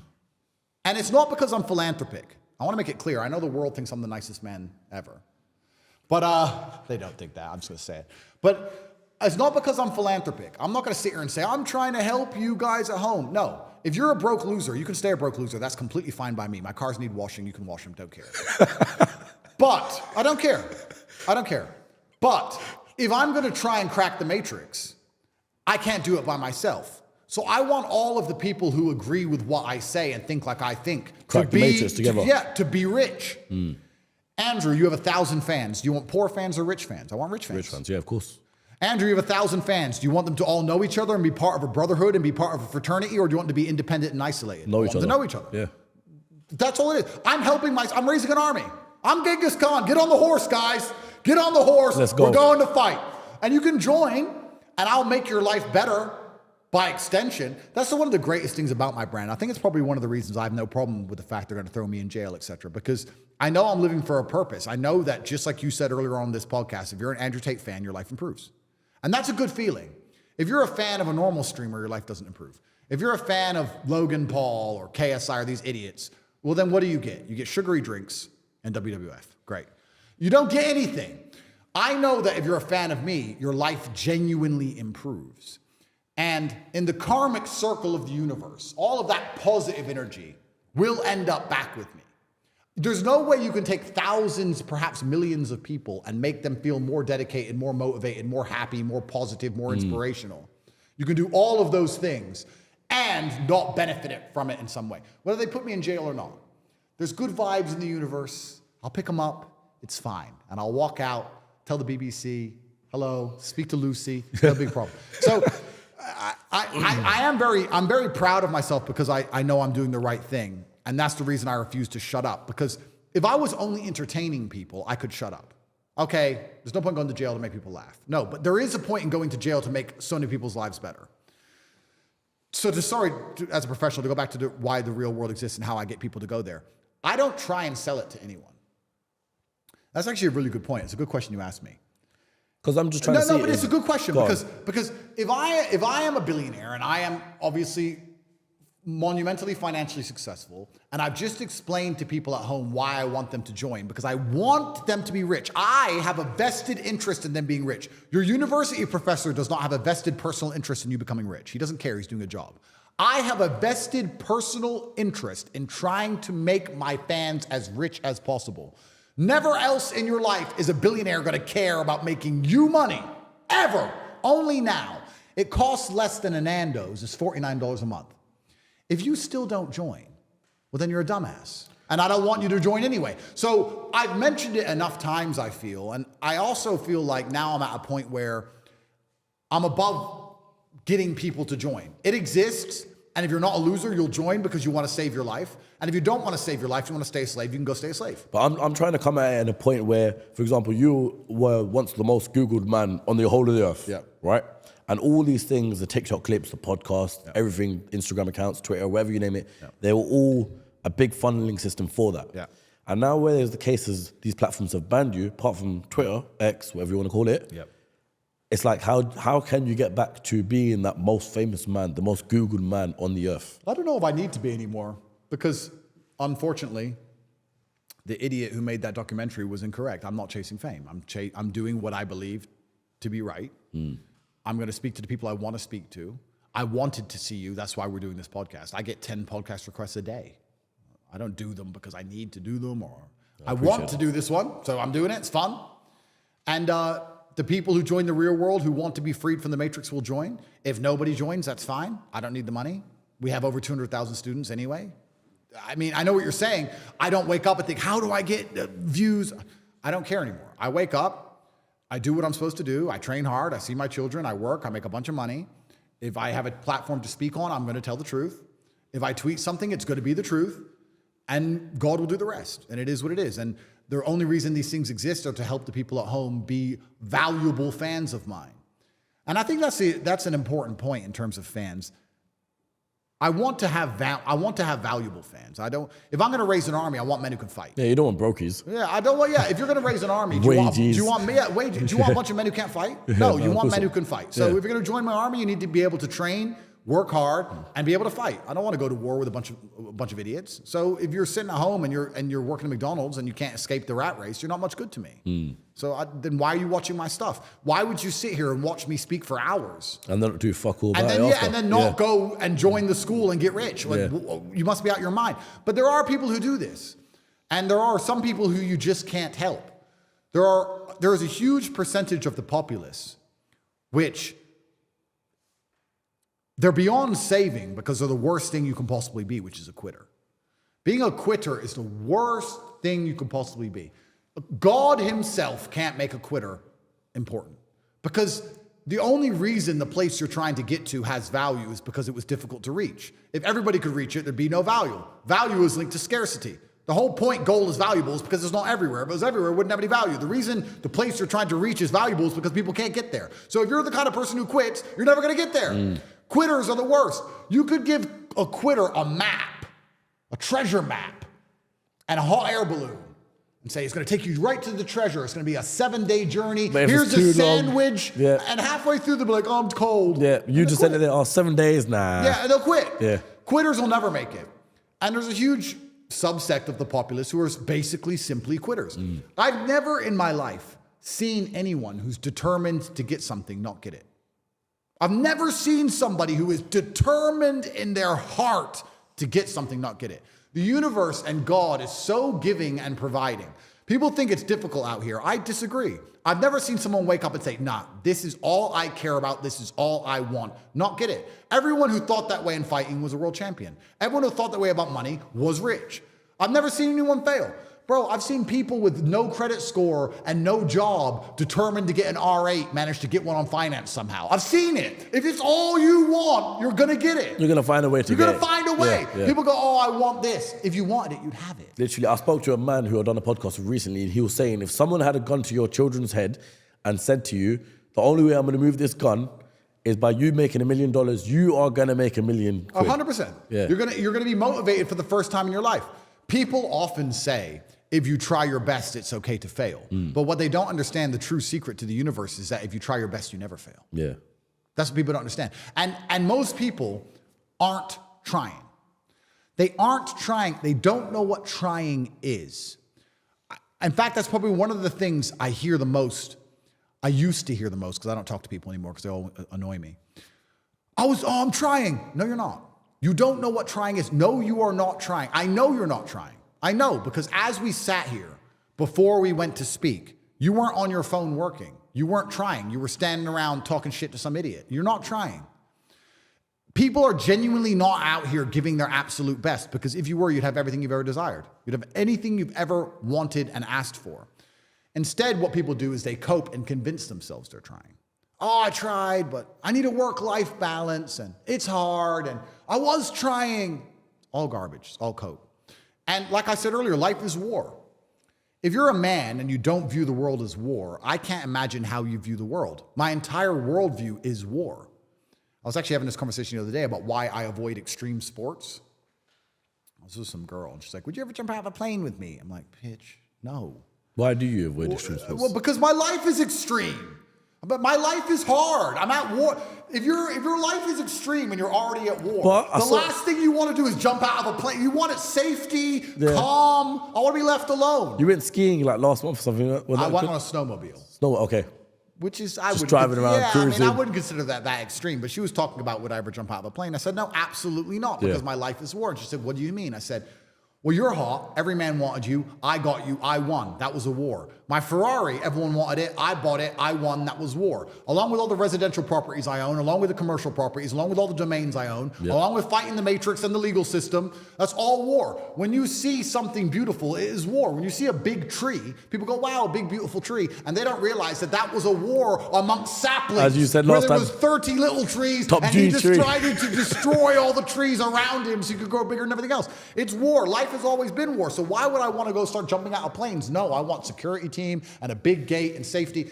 I said to her, she goes, oh, but what do you mean your life's extreme?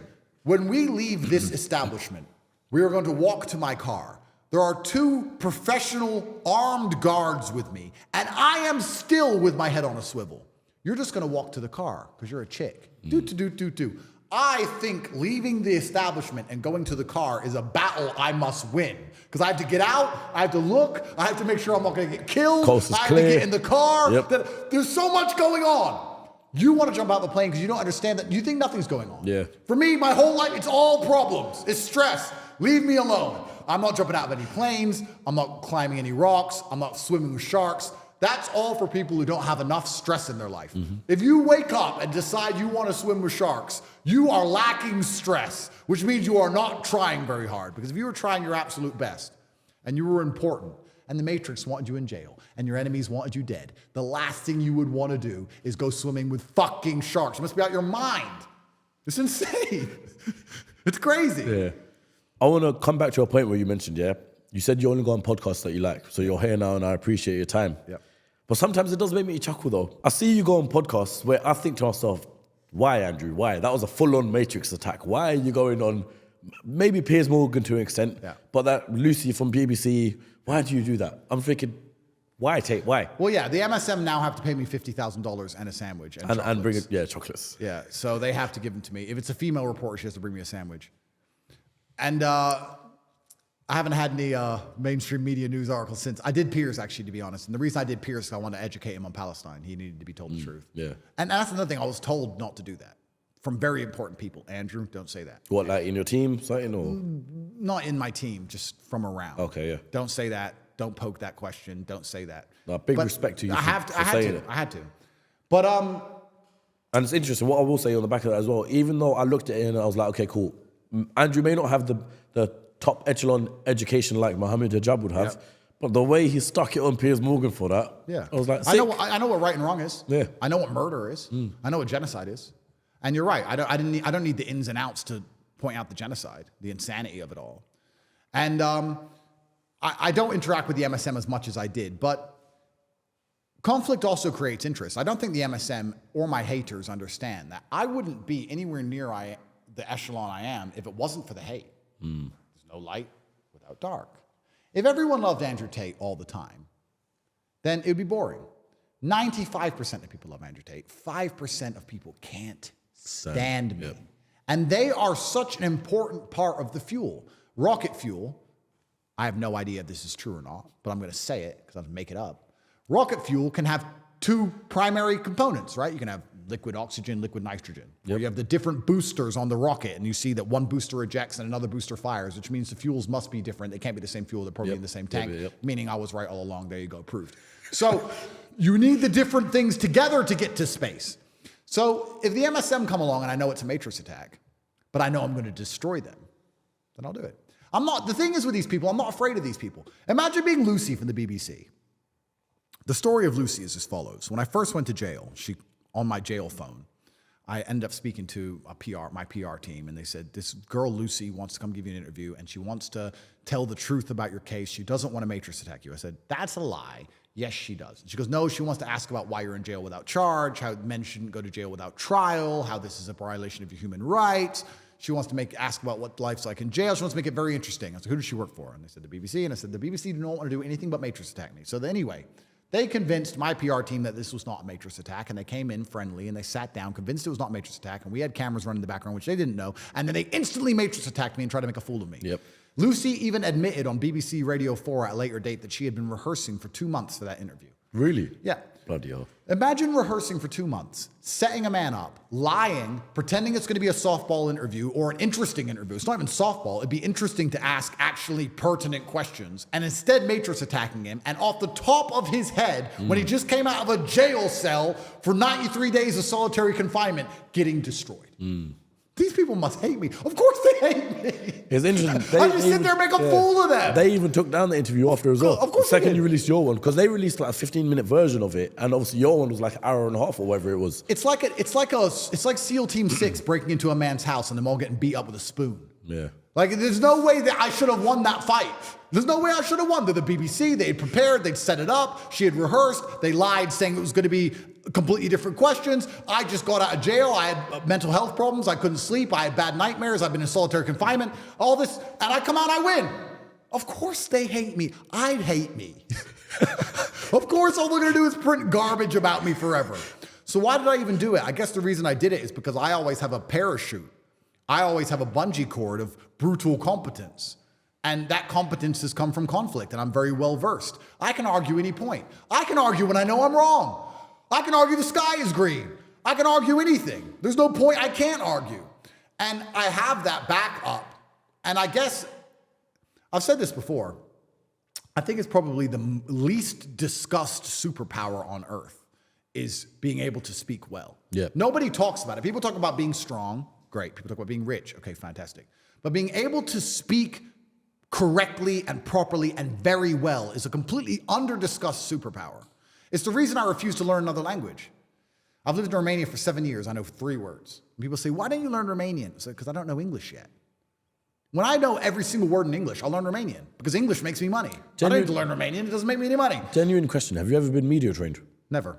Never? Never. So the way you speak, the way you articulate yourself is just literally... Practice. Been like that. But it's not, in fact, correction. It's not practice. It's feedback.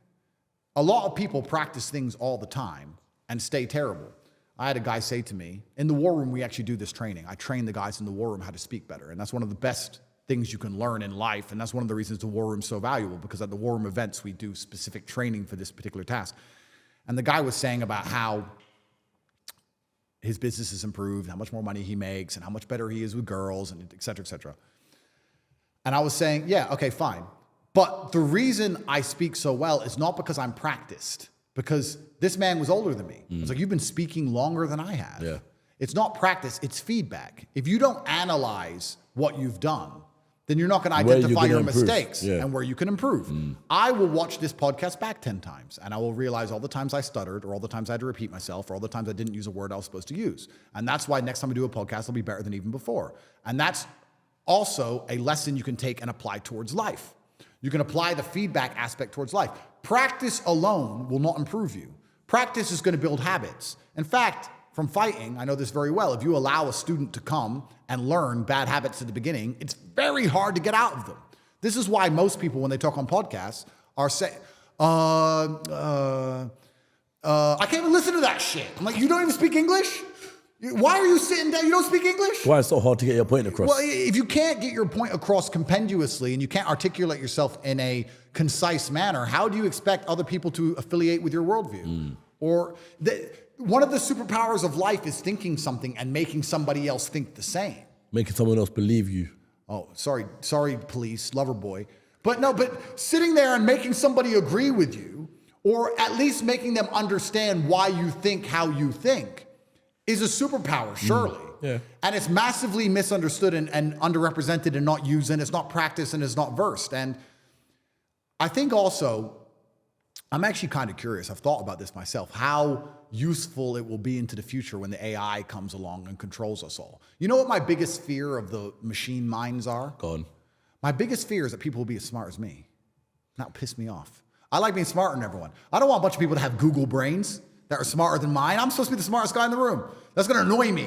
I don't think that'll be the case. I'll tell you why. Because the way I see it is going down the conspiracy hole, yeah? It's like everyone will be trapped and they'll be fed the information that the Matrix want them to have. I know, but what if they can get words from the dictionary as quick as I can? Like, I had to work hard for that. Now they're just going to get a microchip. That's a cheat. It's going to piss me off. I don't want that to happen. Hopefully it happens when I'm already gone. But yeah, being able to speak is a massively misunderstood superpower that a lot of people need to understand that can drastically change their life. But you're only going to be able to do it if you apply feedback to it. And the same is with absolutely everything in your life. Not enough people look back on what they did and identify where they made a mistake. And some people will do it when they lose. But the true professionals do it when they win. When my dad was playing a chess game, if he won the game, he would still analyze the game and see if he could have lost, where it could have gone wrong, how he could have won faster, what mistakes he did make, what he did well, what he did wrong, win or lose. So many people will sit in a scenario where everything went wrong and go, in fact, correction, not so many people. I would say 75% of people will not ever self-analyze the situation they're in. They'll blame everyone else.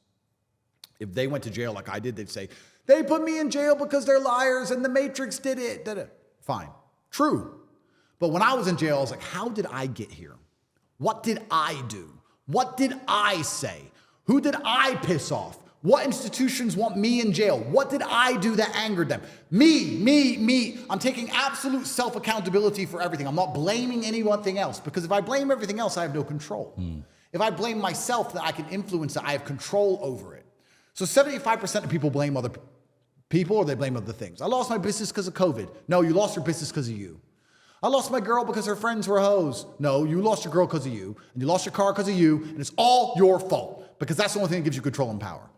The other 10%, we said 75, that's 85, no, it has to be much higher. Let's say the other 20%, which brings up to 95% of the total of the populace, will look at a situation in which they lose, and they might self-analyze, and they might try and learn from the loss, and they'll try and find the feedback involved in the loss to make sure they don't lose again, which is obviously better than not analyzing at all. At all, yeah. And the top 5%, the absolute highest echelon, are people who are going to analyze every decision they've ever made, win or lose. I analyze my wins as well. See where you went right. See where I went right, see where I went wrong, see where it worked. You need to analyze your whole life. Your life needs to be feedback. You need to sit and it's over 10% into the year now. I wonder if anyone who made a New Year's resolution sits and says, it's over 10% into the year. Am I at 10% of my goal? Because your stupid ass said you were going to be a millionaire when you were drunk on New Year's Eve. Well, you need to have 100 grand saved. Do you have 100,000? Have you even done the feedback on your own goal you made 30 short days ago to realize that you're nowhere near it and you're not going to make it and you're a loser? No. Oh, I got the rest of the year, and then wonder why they fail. You should have a daily target. And then it's just a full-on cycle for them yearly. Of course. Going to be a millionaire next year, and then Of course, and then they just lie. Yeah. So you need to constantly feed back and analyze your life and take time out of scenarios. I do this all the time. There's been times I've got up out of bed and I've got ready and I've got my keys and I've got my phone and I've stroked my dog and I've had my coffee. I downed it quickly and it was just the right temperature, so it wasn't too hot and it wasn't too cold. And I got in my car, which had already been started by my security team, and it was already warm. And I got in and I was out the door. I was like, I got out the door in 6 minutes. That's like 2 minutes faster than normal. Yeah, that was good. What did I do good? Well, the coffee. The coffee wasn't too hot, wasn't too cold. Usually it's too hot and I have to wait. Or it's too cold and I want another one. The coffee was just the right temperature. When was it made? And I'll check the message where I sent them to make me a coffee. And it sounds crazy, but I'll analyze how I left the fucking house while I'm driving. I'll be like, that was fast. That was good. How can we do that again? Well done. I want to do that next time. People don't feedback ever. And they don't analyze the way they speak. If you're the kind of person who can't speak properly, you're the kind of person who doesn't analyze their own behaviors in life. That's what I would say. If I see somebody who can't make me understand why they think what they think, I'm going to sit and say, okay, well, you're not the kind of person who analyzes their own life. Now, do I trust you? Because let's say we start a business together and it all goes wrong. Are you going to come to me and say, I made a mistake. I can do better. This is the mistake I made. Or you're going to sit and say, well, the environment was hard. It was a hard business environment. Wasn't in my control. Yeah, some garbage and just cope. You know who the worst for this? Oh, I'm going to jail. Here we go. Going to jail. Women. Women take no self-accountability for anything. I'm a misogynist. It's true. No, they don't take self-accountability for anything. And they don't because they don't have to. Because they are blessed with beauty from God.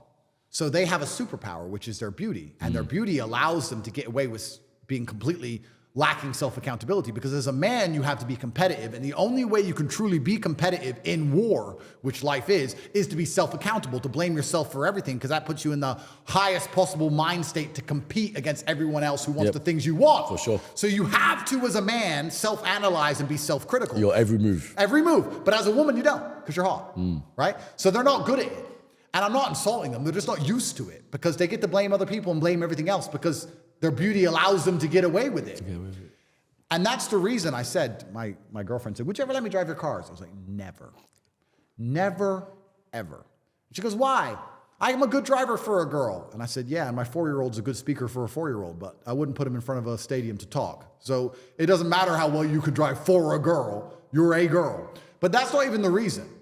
The reason I wouldn't let you drive my cars is not because I think you're going to crash. I do. But that's not even what it's about. If I lent my boy a car, if I lent a man a car and he crashed it, He will take accountability for it. He'd take accountability for it. He would come to me and say, there was a crash, this happened, I'll fix it, I'm sorry. Even if he believes it wasn't his fault, he would still, if he's the kind of guy I know, have enough self-accountability to go, this idiot pulled out of nowhere, but I was speeding. I was going fast, it's a fast car. I'm gonna fix the car, I'm gonna get it sorted, I'm gonna pay for it. If a woman crashes the car, that's not what you're gonna hear. It wasn't my fault, you don't understand, it wasn't me. He pulled out, and I didn't do anything wrong, and he pulled out. And I'll be like, well, how are you gonna fix it? I'm not gonna fix it because he pulled out and I didn't know. Why are you yelling at me? This isn't my fault. And I'm left with the mess. So why am I lending her a car in the first place? I'm left with the mess, and she's gonna say it's not her fault. She'll crash into a tree by herself, and it wasn't her fault. The tree did something. Bro, it's Top clown G world. tree. So anyone who's not self-accountable, I don't trust. So back to, let's avoid the women's subject, because it always gets me in trouble. Back to men. If you're a man who's not self-accountable, I don't trust you. So if you're a man who's making a mistake as permanent as not being able to speak and convey your ideas correctly, well, then I don't trust you as a person. And that's probably the best thing about money. People often ask me what the best thing about being rich is.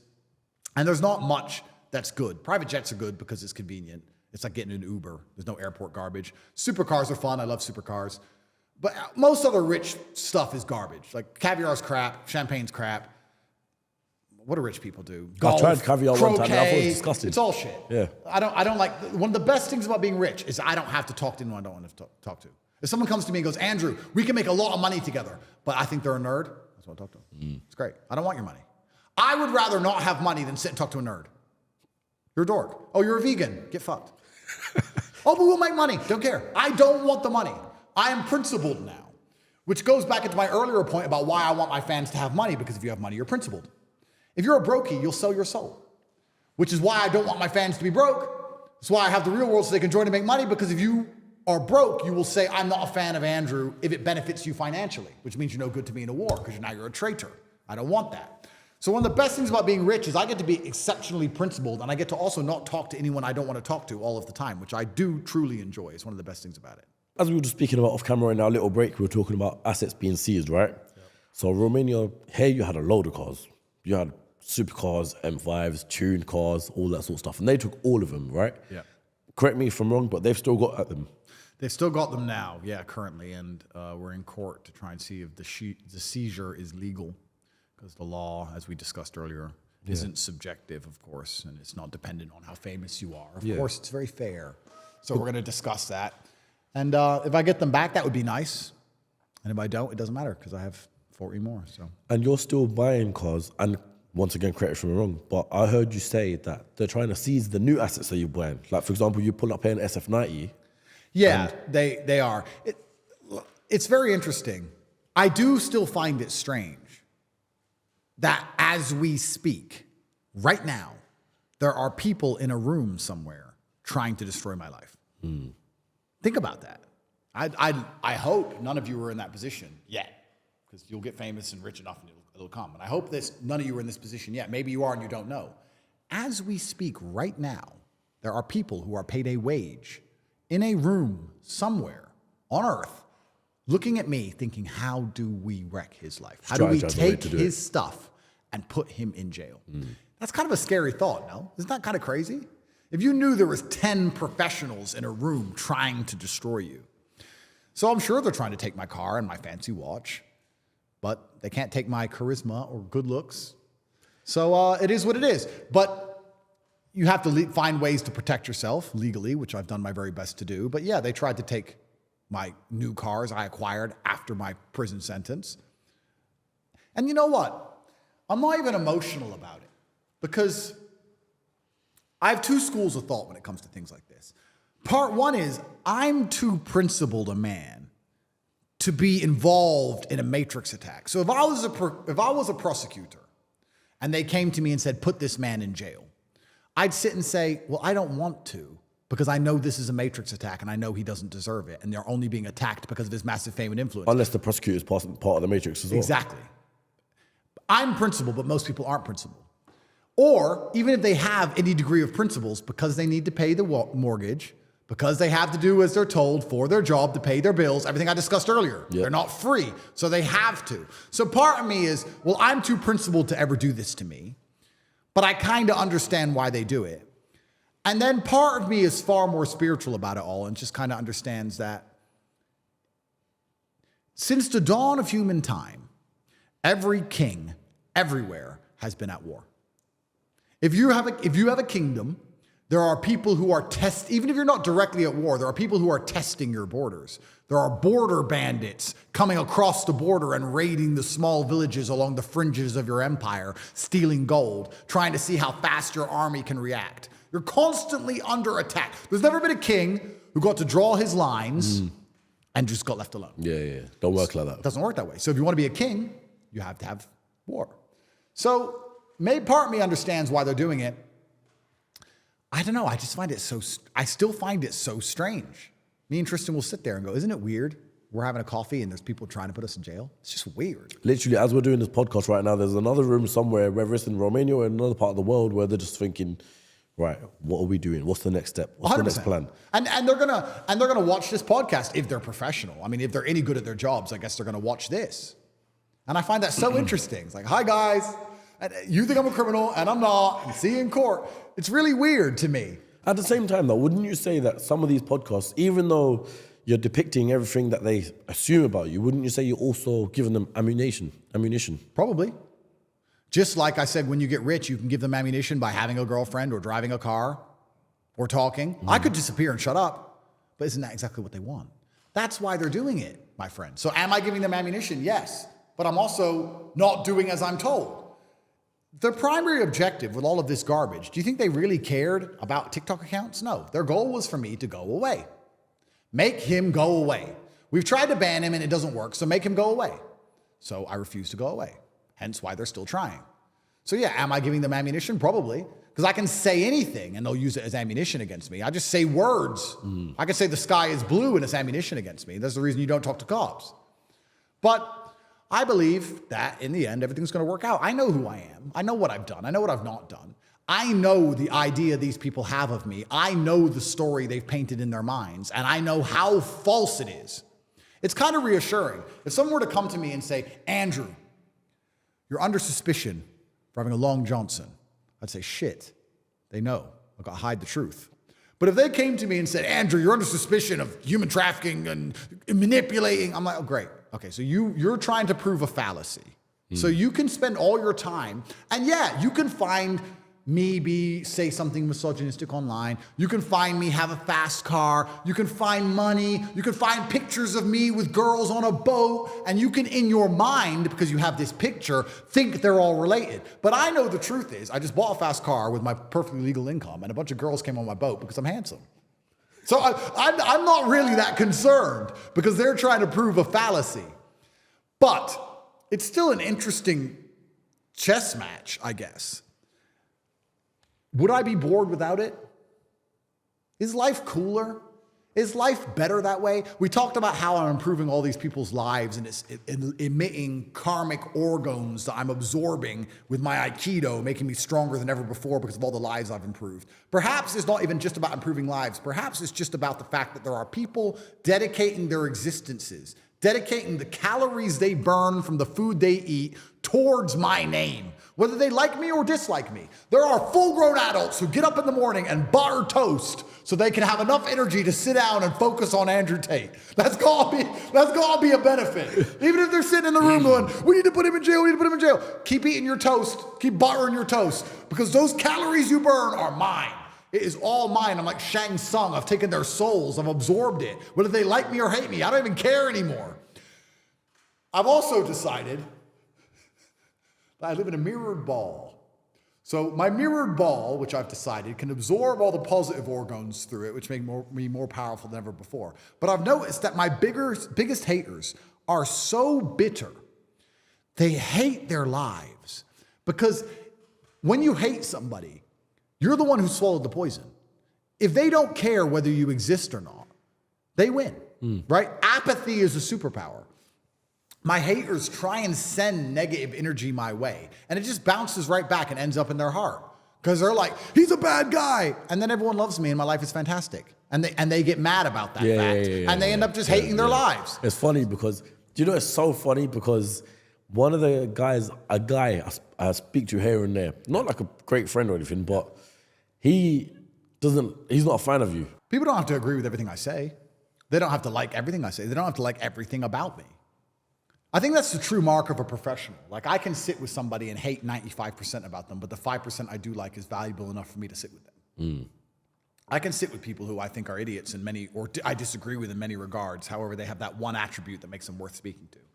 To sit and say, Andrew Tate, oh, he's disgusting. He said women can't park. So you don't want to listen to anything I say about motivation as a world champion athlete, or mindset as a billionaire, or business, or finance. You don't want to listen to any of that because you're upset that I said women can't park. Well, then you're a dummy. Well, then you're a dummy, right? Because firstly, women can't park. And secondly... But you're too stuck on the hatred bit for you to learn anything. These are bitter, hate-filled people. Hate, I know it's a bit of a cliche, but it's true. Hate never comes from above. If I've ever been unfortunate enough to see the face of one of my haters, I totally get it. I'm like, bro, I get it. I totally get it. I remind you of the guy who picked on you your whole life. I get it. I'm big and cool and strong and smart, and you're a dork. I totally understand. Anyone on Twitter or these anon accounts who hate me, etc., bro, I get it. They are nobodies. Nobodies. And they can't pay their bills, and they're sad. And they try and attack me with it. But maybe what's the word I'm looking for? Is it petty? Is it immature? I'm not sure, but when I see these little nerds, like, I hate you so much, it just makes me happy. I don't know. I can't. I'm just like, I want to say, I love it. I'm like, I know you do. If you're not hated, if you don't have haters, what have you achieved? If there's no one on earth who doesn't dislike you, then you must not have an opinion. You must just be neutral, like goo. You can be the best thing on earth. You can be T-bone steak. Somebody's gonna not like T-bone steak. Most people do, but there's always going to be Well, someone one who person who doesn't. doesn't, yeah. Maybe you can become some form of gloopy porridge in the middle that no one likes, no one hates. You're gloopy just porridge. there, You're yeah. just there. But if you want to be T-Bone, there's going to be some idiot who comes along and goes, oh, this is terrible. There's going to be some idiot. The world's full of idiots. That's fine. But I'd be very concerned if I didn't have haters. And I'd be very, very worried if the MSM weren't trying to attack me. I kind of feel like that's the perfect proof that I'm on the right path. And I also find it quite flattering that these governments, with all of their problems, of course they don't care about the people, but they'll divert genuine resource to trying to destroy my influence. I find that quite flattering. That means I must be effective. I must be doing a good job telling men to go to the gym and don't listen to the bullshit. So yeah, it's very interesting. What do you imagine the world to look like in 5-10 years time? As I mentioned earlier on, you got AI and you got the Apple Vision Pro, and eventually they're going to come out with sunglasses like the ones you're wearing now that have every little thing that you need to see in front of you. So what do you imagine the world to look like? Is it a scary place, or is it a thing of where it's interesting? It's a good question. And I'm going to tell people how I came to my answer. I think the best way to predict the future is to study history. I believe in times of old, let's go back the last 3,000 years. If you were a king, your life was pretty good. Or it was as good as life could be. To be a king, you had power, influence, money. That's what you had, and you were a king, and you lived a good version of life. If you weren't a king, you were an average man, a common man. And I think the world is cyclical. When you were a common man 2,000 years ago, you were effectively a slave, and life was terrible. And then that was the same all the way up to perhaps the 1930s, 1940s. Being a common man was pretty terrible. And perhaps it was the war and the massive loss of life. Perhaps it was something else, I'm not sure. But I kind of feel like there was a golden period between in the 50s to 60s to 70s to 80s, maybe even the 90s, where being a normal, hardworking man, because life is cyclical, went from being a terrible existence to quite a good existence. In the 60s, you could be a normal man who worked in a factory, an unskilled labor job, and with one wage, you could afford a house, you could afford a car, you could afford to raise a family, your children would not be taught garbage in school, your wife would respect you, you'd have a home-cooked meal. Times were good. Times were good. All the things I said about playing Uno earlier in hyperbole are true. What matters most? Your wife loves you, you're respected as the breadwinner, your kids respect you, they listen to you, your house is clean, your house is safe, your car works, your life is good. And I feel like, because it's cyclical, those good times are over and we're going back to where it was before. The kings have always been fine, and we always will. But if you're the common man, I think that the good days are over. And I think it's going to get harder and harder.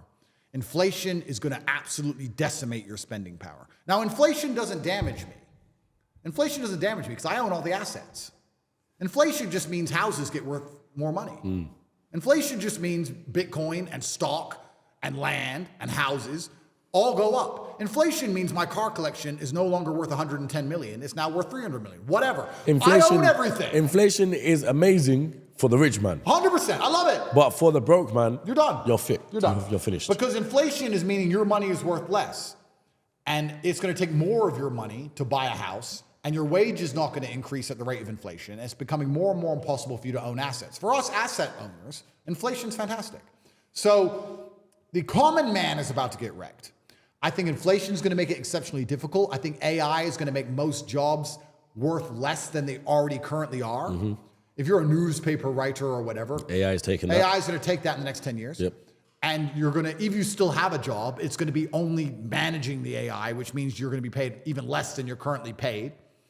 I think life is about to become exceptionally difficult for the people in the middle. I think the good times are over. I think it's going to go back to the feudal system of kings and serfs and peasants. And I think if you're a normal, average person now, you should feel deep fear and panic and understand that you have a certain amount of time to get into the higher bracket of the social class before these hard times come. And the most scary thing about these hard times is, I have no real evidence for this. It's just in my mind. I feel like the gap is going to permanently close. In olden times, let me think about this thought, because In olden times, the chance of turning into anything more than a peasant when you were born a peasant was effectively zero, unless there was chaos, unless there was a war or some great catastrophe, which allowed social mobility for you to go to war, win, get a knighthood for bravery, get some land, and change your social mobility class. But there had to be war and chaos for you to escape, because without the chaos, it's kind of like a prison break. When all the rules are being adhered to and the prison is operating as it should, you're stuck in your cell. But if there's a prison riot, you have a chance to escape, which means uncertainty and chaos are required for the difference in social mobility. And that's always been the case. But now I feel like with AI and certain other things, although there's going to be instability in the world, although they're going to continue to lie to us, I feel like the Matrix is going to gain enough control to keep us all in our pods or in our 15-minute cities, or our electric cars will be turned off, or we need to get our bug rations for the week, so that there can't ever be enough true chaos for you to escape. There won't be true social mobility, and I feel like there's going to be a close. The people who are rich now, their bloodlines will be rich for a very long time. And the people who are poor now, if they don't get rich soon, in the next 10 years or so, they're never going to get rich. You're never going to get rich. The prices of houses are going to continue to go up. Prices of land is going to continue to go up. Inflation is going to continue to happen. Your wages will not catch up. It's going to get harder and harder for the average person to ever stand a chance of owning any assets. Yeah, it's now or never. Yeah. It's almost impossible right now. How does the average person on an average wage buy a house in London right now? Yeah. It's almost impossible already. I think in the next 10 years, it's going to become truly impossible, and they're going to use AI to keep the gap closed. And what's interesting about that is, well, I'm in the rich team, I guess. But what I find most interesting about that is the socio ramifications of the fact that I think this is quite pertinent to most average people. I think most normal people understand. If you were to ask them, how's the economy? They'd say, well, it's impossible. I can't pay for my bills. I can't pay to eat. I can't afford a house. I can barely afford my mortgage. I'm never going to get rich this way. They understand all of this, but they're not panicking. Why are you not panicking? The Titanic just hit the iceberg. You may not be in the water yet, but it's a certainty. There's nowhere else to go. It's going to sink. It's going to happen. Panic now. Don't panic at the end with everyone else as they go into the icy depths. No, I would argue if I was on the Titanic and it got struck by the iceberg, I could have got a lifeboat nice and early.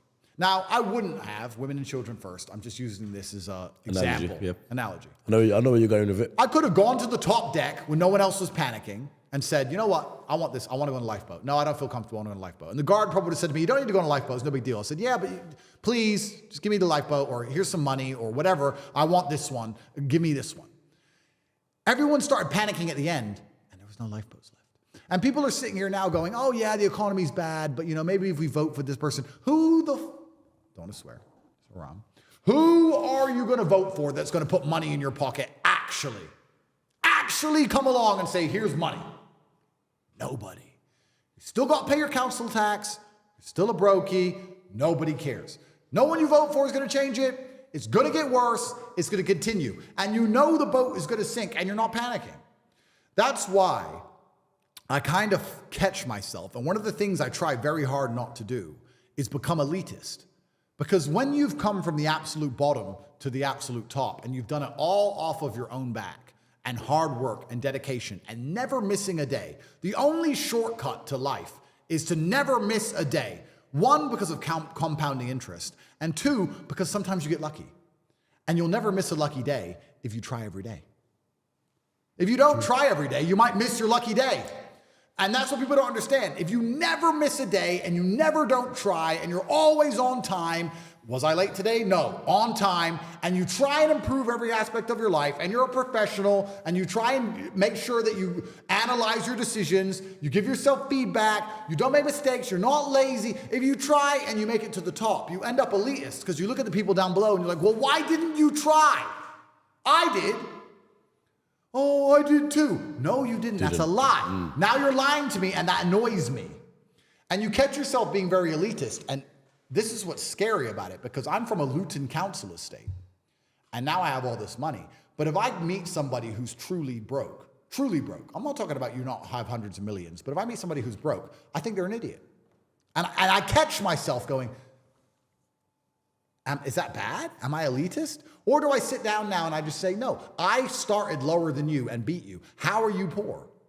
You're lazy. Okay, fair enough. I was gonna say, why would you say if they're an idiot if you were once in that position as well? No, I was, but I got out. And I think there's only 3 reasons you can't get rich in the world today, which is either you're stupid, you're lazy, or you're arrogant.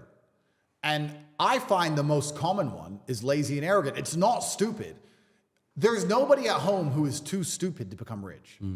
I'm sure anyone watching this podcast right now, if you were to sit down next to me and I were to say, do this, do this, do this, do this, do this, you could do it. Of course you could. But you're too lazy to learn how to do it yourself. And you're too arrogant to listen. And you're too arrogant to listen.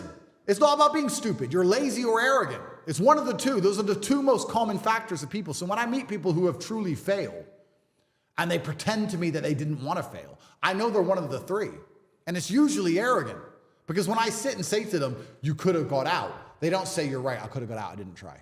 That shows humility. They don't do that. They say, no, because it's excuse, someone else's fault, the Matrix's fault, no self-accountability. Oh, well, you don't know what you're talking about anyway. Arrogance. Sounds like feminine mindset to me. Well, yeah, exactly. And then they're going to lose. Yeah. So I catch myself being elitist, and I try very hard not to be because I don't consider myself a rich man. I'm a poor man with lots of money. And what's scary about being elitist is if I'm from a Luton Council estate and I have a bunch of money now and I see the common man as a lazy idiot, imagine how the elites see us. And then you start to really go down the rabbit hole when you understand these people who've been in charge of the world for a very long time, who own the banks, who believe they're genetically superior to us because why not? Their families always owned the bank. They can be a fat loser, but they just believe they're something because why not? They have a big boat, so that's just what they're going to believe, isn't it? Imagine how they view the common man. You think they give a shit about you or your family or your income or your wages? You think they care about you? You think they're going to make life easier for the common man in the next 10 years as you've just asked? Or are they going to continue to decimate your lifestyle for their own forever profit? There's no light without dark, which is a basic fundamental law of the universe which can't be broken. And especially as these large companies want forever profits, which they do, and they own everything. Like, I don't think many people understand. If you go into Sainsbury's and you look around at the brands, you will struggle to find 10 brands that aren't owned by the same company. Yeah, the whole thing's owned. Yeah. The same company that owns Sainsbury's owns every brand. They own everything. So if they want forever profits, which they do, they're not going to do that without owning everything. Well, and also you have to take that money from somewhere. If they can make you poor so they can get richer, they will. If they own all the assets, they want inflation. They want inflation. They don't care. They don't care about you. They don't care you can't feed your family. Why would they? So, and you can also look at it from a global perspective, which is quite interesting, because America was built off the back of World War II. World War II made America rich, but Europe for the longest time got rich off the exploitation of second and third world nations. That's how it got rich, by building empires in Africa and Asia, etc. Colonizing countries. Yeah, colonizing countries. That's how they got rich. And now we have populations in Europe and in the West, which are decadent, and we want high wages, and we want maternity leave, and we want holiday pay, and we want good working standards, and we want good working hours, and we want nice chairs to sit on. Now we're entitled. And if you're a company and you need slaves, do you want entitled slaves, or do you want slaves who are just going to do their job for low pay? And then you start to understand why immigration is being unchecked on purpose, so they can bring in people to try and work jobs for basically nothing, who don't want standard of living and don't want standard of work. And what they're effectively doing now is, instead of exploiting the second and third world to benefit Europe, the globalists are now decimating Europe on purpose so that they can live somewhere else. And okay, that's going to prop up the economies of the second and third world, so the whole thing is reversed. Instead of destroying the second and third world for the benefit of Europe, they're going to destroy Europe, and that's going to benefit the second and third world. But they're globalists and they don't care. All they care about is forever profits. They'll go live in Saudi. They'll go live in Mumbai. They don't care. They're not tied to the land or tied to the place like the average European is. So if you're the average man in a European country and you're not financially free and you're stuck somewhere in the middle, not only is your life going to get harder, but also the place you live in is going to get worse. Your wages are going to go down. Crime's going to increase. All of these things are going to happen so that the people in charge can get their forever profits and avoid all the mess they make. And it's all done purposefully. If I was an average person, I'd be genuinely afraid. I mean, it's easy for me because I have so much money. okay, I'm currently restricted in Romania and I'm under a matrix attack and they'll put me in jail, blah, blah, blah. One day I'll get out and one day it will be over and I'll still be a millionaire and I can look at the map and go, where is safe? Tokyo, cool. Done. Most people can't do that. Yeah. They can't do that. They're stuck. And the fact that that doesn't bother them or they don't panic, I find flabbergasting. I mean, the iceberg has struck the Titanic. How long can you have a border where people can arrive by dinghy and throw acid in people's face until your nation has fallen? How long will you allow this to happen until you realize it's done? It's done. It's done. And how long will you sit there and get hit by endless bills that continue, inflation that wrecks your currency, wages that don't increase, new taxes with ULEZ cameras, unchecked immigration for people who don't have a passport, crime rates increase? Bro, I said this to Tristan. We were saying how we miss England because we're English in our hearts and part of us miss it. And I was saying, you know what? If I lived in England, I couldn't even protect myself. I have guys here with guns because I'm currently on bail and I can't carry a gun. Otherwise, I'm strapped all the time. If you come to my house, there's a big gate and there's pit bulls and there's 4 guys with weapons, guns. You need SEAL Team 6 to get in my house. There's bulletproof doors and I have a gun next to my bed. I'm the final boss. It's going to be a shootout.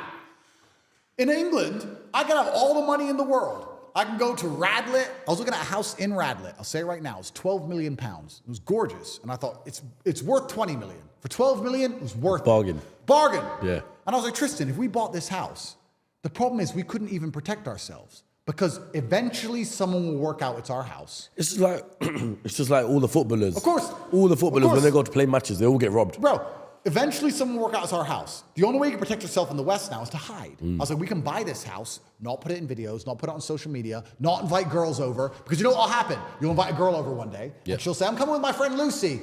Not from the BBC, a different one. But like, okay, Lucy, she comes. Lucy turns up. She's a 7. You don't talk to Lucy. Nobody likes Lucy. She sits around. She's a 7. She sends the location to everyone. She knows. Next weekend, she's out sniffing coke with some dickhead. And she's like, I was at Tate's house. No, you weren't. Yeah, I was at Tate. I was looking at this picture. Where was it? Here. Boom. Bam. That's now it. they now know where your house is. Location's they start dropped. talking about it. Mr. Bugatti, Mr. Diamond Watch. I'm sitting in my Radlett house. There's fucking 25 windows, 6 door entrances. I'm like, Tristan, we can't even hire armed guards. Who could we even hire to protect the house? I could come along with $1 million a month contract. I'd end up with G4S, some old man sitting in a little box. And when they rock up, 20 dudes with blades, it's over. You can't even be rich in England unless you want to hide. Tell me this, yeah? I wear a $400,000 watch in Bucharest, Romania. In London, I can't wear it. In London, I don't wear it. So we're talking about how the nation's failed. You could be rich in England and you're still not safe. You still have to pray they don't find you. You have to live like a hermit, like a cockroach under a rock and hide. Or maybe you get a chance to call the police before they chop your wife's hands off. Oh, that's great. That's how fallen this nation is. And there are people there with no money. They're not even rich like me. They have no money. And they're sitting there going, it'll be okay. Maybe if we get Rishi Sunak out and get another one in. No, it won't. No, it won't. It is a failed society.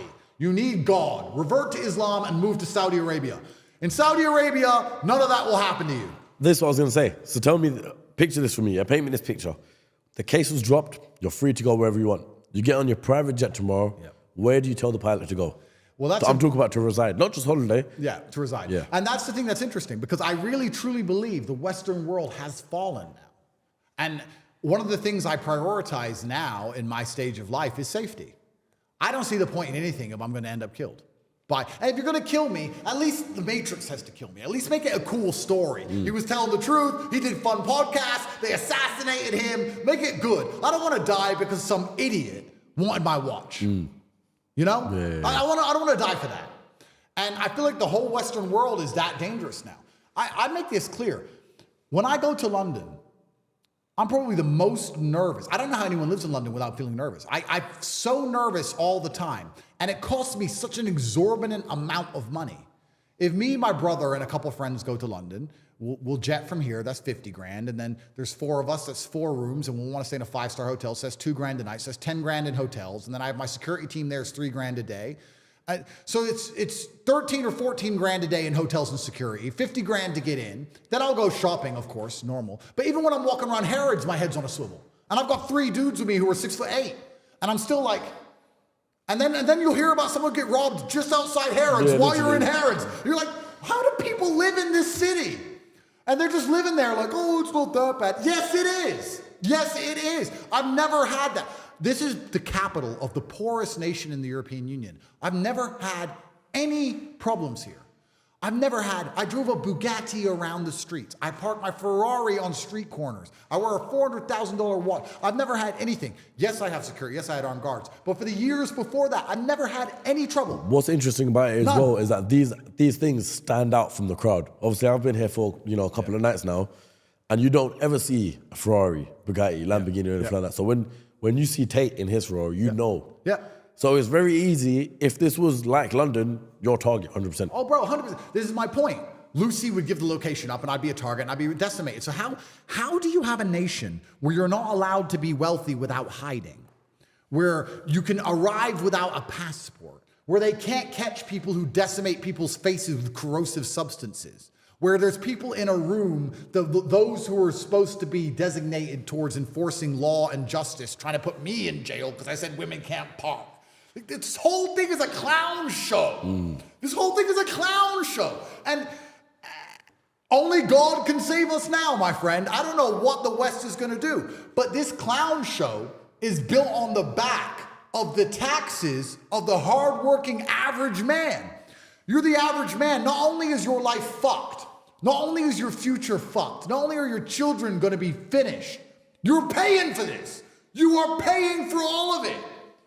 And then, if you ever get to a point of finance where you don't have to pay for it as much, or you can escape, one of your ex-girlfriends will call you up and demand money. And if you don't give it to her, you go to jail.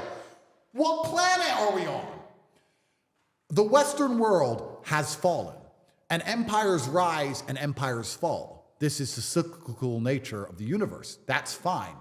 But to sit and try and pretend it hasn't fallen is hubris.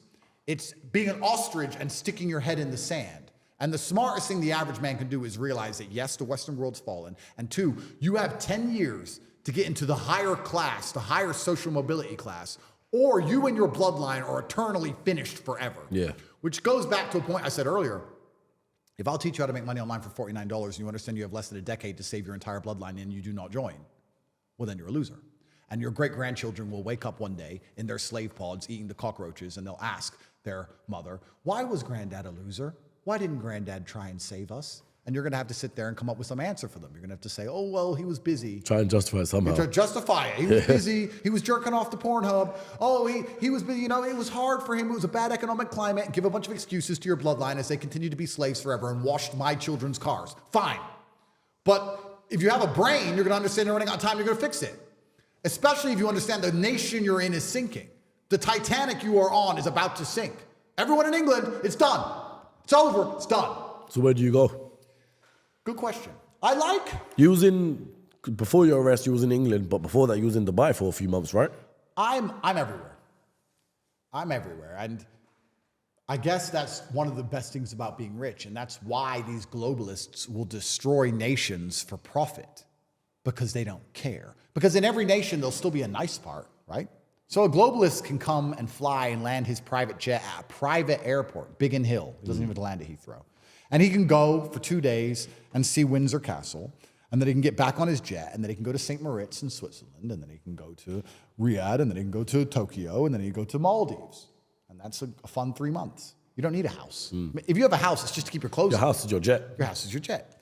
So things are different when you're rich. And also, since I've been raided 3 times now, and people I care about have been raided by the British police only a few days ago, and any address you have is only a target for the enemies. You don't own that address. Oh, this is my house. My house is my home. Bet it's not. Boosh! Please! What? Your house is your home. Muddy footprints everywhere, and they turn the whole place upside down. They search everything, and they go through all your private things, go through all your private stuff, and guess what they get to do after that? They steal everything they want. Steal this, steal that, steal. They just rob you. Yeah. So they come, they rob you. My house in Romania was robbed by the Romanian police. Houses in England are robbed by the English police. Why do I even want a house? You know what I want? I want a phone, a laptop, a backpack, a car. I don't want a house anymore. So you're asking me where I'm going to live. I don't know. Because now I don't feel comfortable owning a house. Because every single time I get a house, sooner or later, on a long enough time frame, friends come to visit, it seems. So I don't enjoy having a house anymore because that feeling of home, that feeling of security has been destroyed. The sanctity of a household has been destroyed for me so many times. I don't feel like I don't have the homey feeling. In fact, I feel most comfortable somewhere transient. I feel most comfortable in a hotel room. And I look around and go, if the police kick this door in, they're going to steal the coffee sachets, and they're going to steal the TV remote, and they're not mine. And I don't care. I've got my pillow, got my bed. Don't care. So why don't you do? So I don't want a house. I don't want to live anywhere anymore, which is kind of scary, but this ties into how the globalists think. They all think the same as me now. Why do I need a house? If we have a house, it's an investment. We won't buy a house to live in. We'll buy a house as part of a real estate fund. And we'll buy a house in the south of France for $26 million, and people will rent it off of us, and all the money will go up the chain through our various shell companies for our real estate funds so we can hold wealth and outpace inflation. We don't buy a house to live in. I live in 5 stars, and I'm going to live in 5 stars forever because it allows me to, 1, be geographically free, and 2, bro, they're after me. It's you scary. gotta go from bounce place Where to do place. But you find safety in that, and I think so do the globalists, and so do the people at the top because they understand the Titanic is sinking. They're the same as me. Do you feel like because they're after you, you have to bounce all the time so they can't get you? I don't think it's just that. I think it's that when you understand how this world really works, and when money has no value to you anymore, and you're truly absolutely rich, you understand the advantage of not being geographically tied down. There are opportunities happening in Tokyo right now that people cannot take advantage of because they can't go to Tokyo, or they can't live in Tokyo, or they can't be in Tokyo. And it's the same in Kuala Lumpur, and it's the same in Mumbai, and the same in Dubai. When you have geographical freedom, you have a lot more opportunity, which is the first thing. Second thing, I would say it protects you to some degree. But thirdly, and most importantly, the reason the globalists do it is because they're destroying nations in real time, and they don't care, and they'll just go wherever it's safe. But for me, you're saying, where would I move on my jet once I'm free? I don't know, but I don't think I'm going to stay still probably. I don't know if I'm ever going to have a house again. I don't see the point in having a home, because home and the idea of home is that it's yours. And I have learned through experience that it's not yours. It's not mine. It's not yours. And anyone at home who thinks, oh, I got my house and I'm going to work hard and pay my mortgage and I have my live, laugh, love thing, and I have my sofa, and I got my remote, and I have my comfy chair. It ain't yours, bro. It's not yours. You know what you should do? You've seen Air Drake, the plane that he's got, 787, full private jet, massive thing. Nice. That would be your house. That could be sick. That would be nice, yeah. But then you kind of go deeper down the rabbit hole, which I always end up doing. They can seize jets, they can seize houses, they can seize. All you truly have is your soul and your state of mind. Like, you don't have anything else. If you had a state of mind that meant you didn't fear jail, and you had a soul that meant you knew you were doing the right thing, that's the only way you're free. Not because you stay out of jail. Staying out of jail doesn't make you free. Having a house you can hide in like a cockroach so the robbers or the government don't know where it is doesn't make you free. What makes you free is, I'm going to tell the truth, and no matter what they do to me, I'm going to be happy anyway. I'm happy in jail. I'm fine with jail.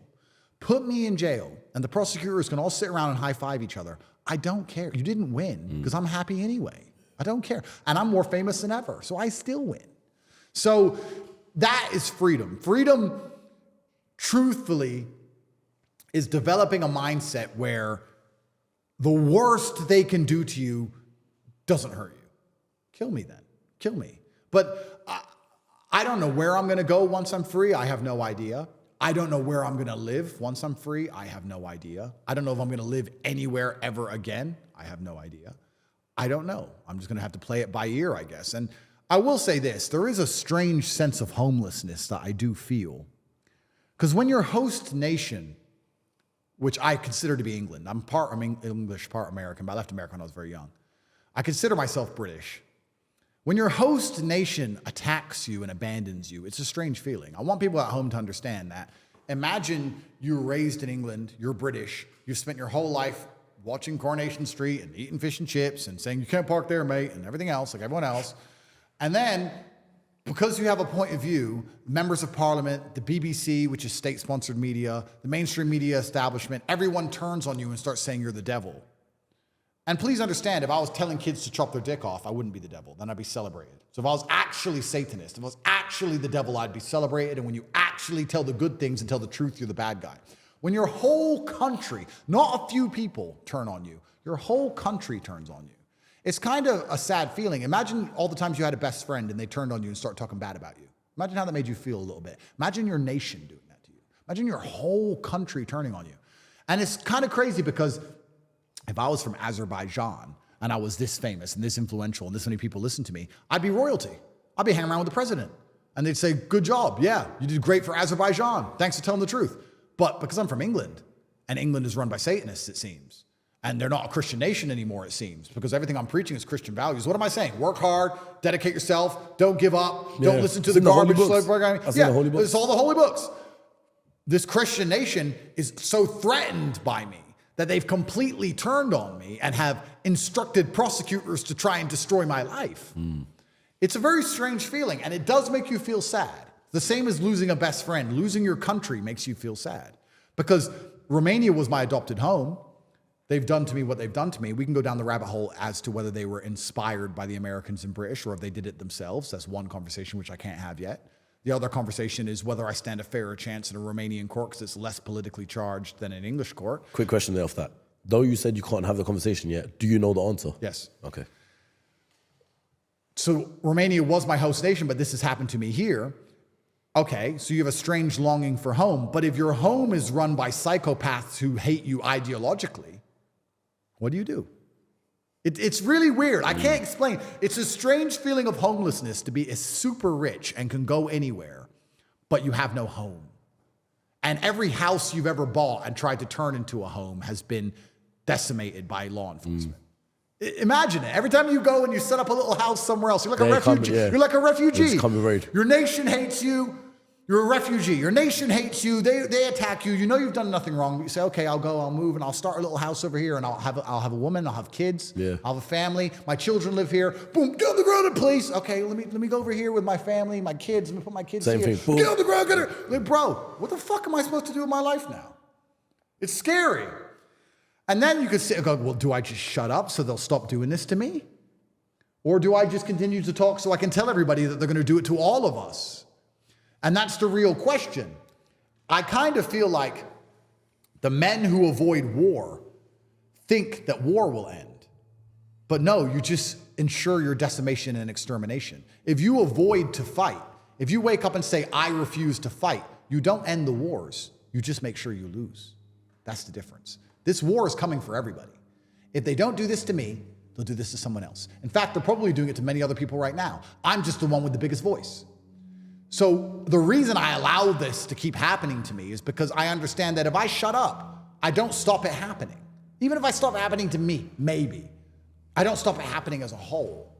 It's going to happen to anybody who tells the truth. Anybody who speaks up and has a large enough platform. Your ability to speak freely is directly correlated to your insignificance. Don't forget that. It's very important. And that's why I feel like instead of cowering out, I need to highlight it. And I feel bad not for me. I feel bad for the mothers of my children. I feel bad for my 3-year-old kids. I feel bad for them. They're the ones I feel bad for. I'm a man. Put a gun in my face. I'm a man. Kids and women. These are innocent bystanders dragged to jail cells by prosecutors for justice. This is the angle for the good guys. The good guys, right? This is the angle I'm looking at because it's like you are the man that they're coming after, but they're the ones that are also going to have to face the... Well, here's the thing that's so interesting, right? Because that's the attack vectors of a powerful man has always been the same thing. When we said earlier about why rich men get in trouble, and I said girls, attack vectors will always be identified by your enemies, and the primary attack vector for any enemy is a girl. Give an example. Story we just told earlier about Lucy at my house. How did the bad guys with the machetes find out where my house was? A girl. If I have enemies who want me dead, let's say I've annoyed the Turks and I'm in London, I know how to not get caught, but the girl with her Instagram story, with the corner of the napkin, didn't know. Now I'm toast. Right. She tits a selfie up in the hotel. They recognize the hotel. Now they're waiting outside. Toast. If I had to catch and find someone, and he knew I was after him, I'd just find who his girls are. Who's he fucking? Boom. Follow them. And Yeah, it's easy. bro, it's easy. It's so easy because women have no OPSEC. It's They funny don't- 'cause none, I've seen and it they firsthand as well. Bro, they care more about their Instagram likes than your life. Yep. That woman you're in love with, that woman you'll do anything for, cares more about getting likes on her Instagram than you getting stabbed to death. Because if you say to her, don't post that, there's people after me, well, it's just a picture. I gotta get my likes. Likes aren't even money. They're not even money, we mean likes. Who gives a fuck? Who cares? They're gonna kill me.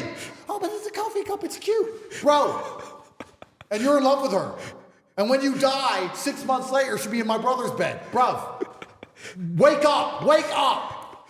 But women are the attack vector. So it's also the same with law enforcement.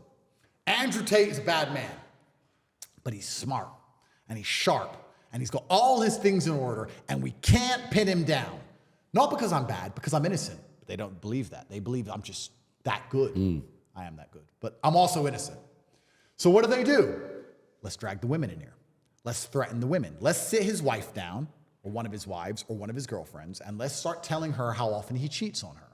Let's start showing her pictures of him with other women. Let's try and manipulate her. Let's show her, let's lover boy method her. They're hypocrites. Let's sit her down and be nice to her and try and convince her to do something. So they're hypocrites because they do lover boy method, this crime. They sit your girlfriend down and say, you were with him on the 10th of February. You know on the 11th of February he was fucking this girl? Boom. You know he bought this girl this? Boom. You know this? Boom. And they just sit there like snakes and rats and just say, he's a cheater, he's bad. What's he ever done to you? And she'll be like, well, nothing. Okay, but does he ask you where you go? She goes, well, yeah, if I go out, he asks me where I go. Okay, controlling behavior, manipulative. Bro, they just fucking make it up. So women are the attack vector. So how do you avoid this attack vector? Well, be gay. Have no kids? Die alone? Well, you can't. So you have to have women around you. Especially when you're rich, you're going to have a bunch of beautiful women around you. So they're the attack vector for your enemies, for the law enforcement, for everything. So the women who are around me, yeah, they get caught up in the crossfire because that's how the enemy is going to try and get to me, whether it's the bad guys trying to kill me or the law enforcement. And I have to say to my women, listen, there's no light without dark. You fly on private jets. And you get to drive around in my Bugatti and you get to stay in 5-star hotels and you get to go for golden facials that are 6,000 pounds at Harrods a day. You get all of that, yes. And sometimes these idiots are gonna drag you down to a police station and say, why does he give you so much money? And you're gonna have to explain to them, my facials are expensive. What do you want me to do about it? Yeah. That's the game. But the fact that these evil people think they're doing good, dragging women into rooms and wrecking their lives, is crazy. But if you look at the biggest, most heinous acts ever done in humanity, it was by people who thought they did good. And this is where we go back into feedback. Because if I was a police officer, if I was a prosecutor, I would have enough cognitive ability to sit and say, am I the good guy here?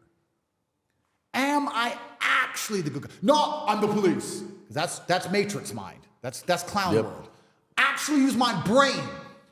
I'm dragging innocent people into rooms. I'm putting innocent people in jail. I'm questioning innocent women who are just getting presents from their boyfriend. I'm fucking with this guy who's never hurt me in my life ever. And they've already been fucked with by the Romanian government. He's clearly innocent because they're about to let him out and he's not in jail anymore. What am I doing? Okay, I'm getting my wage, but what am I doing? Am I fighting the good fight here? But they don't even have enough feedback, enough self-analysis, or they're so arrogant that they'll look in the mirror and they'll put on their shirt every day. Yep, police. I'm the police. You're a dummy. You're the police. Go catch the guy who put acid in people's face. What do you mean they're the police? You dumbass. Yeah. You put fucking my baby mama in jail. Bro, clown world. Clown world. We live in a joke. We live in a clown world. I don't think people understand that every single thing that you believe in at home, the medical system, the judicial system, the financial system, the educational system, you name a system, it's a joke. The shit they teach in school's a joke. The money's not real. Law's not real. It's all a big clown show. It's a circus. All of it. And they're the things you rely on. You need these things. You need them to educate your kids. You need the money to be worth something. You need the law to be fair. And it's all a scam. All of it's a scam. It's like life as we know it is a scam. It's a scam. Yeah. And then you sit down and go, okay, well, if that's true, what do we have left? What do we do, Andrew?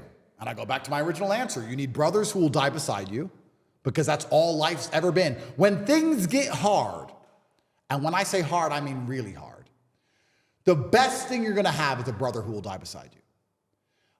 Your woman can give you emotional support, but she can't do much else. When things get difficult, women often become a burden.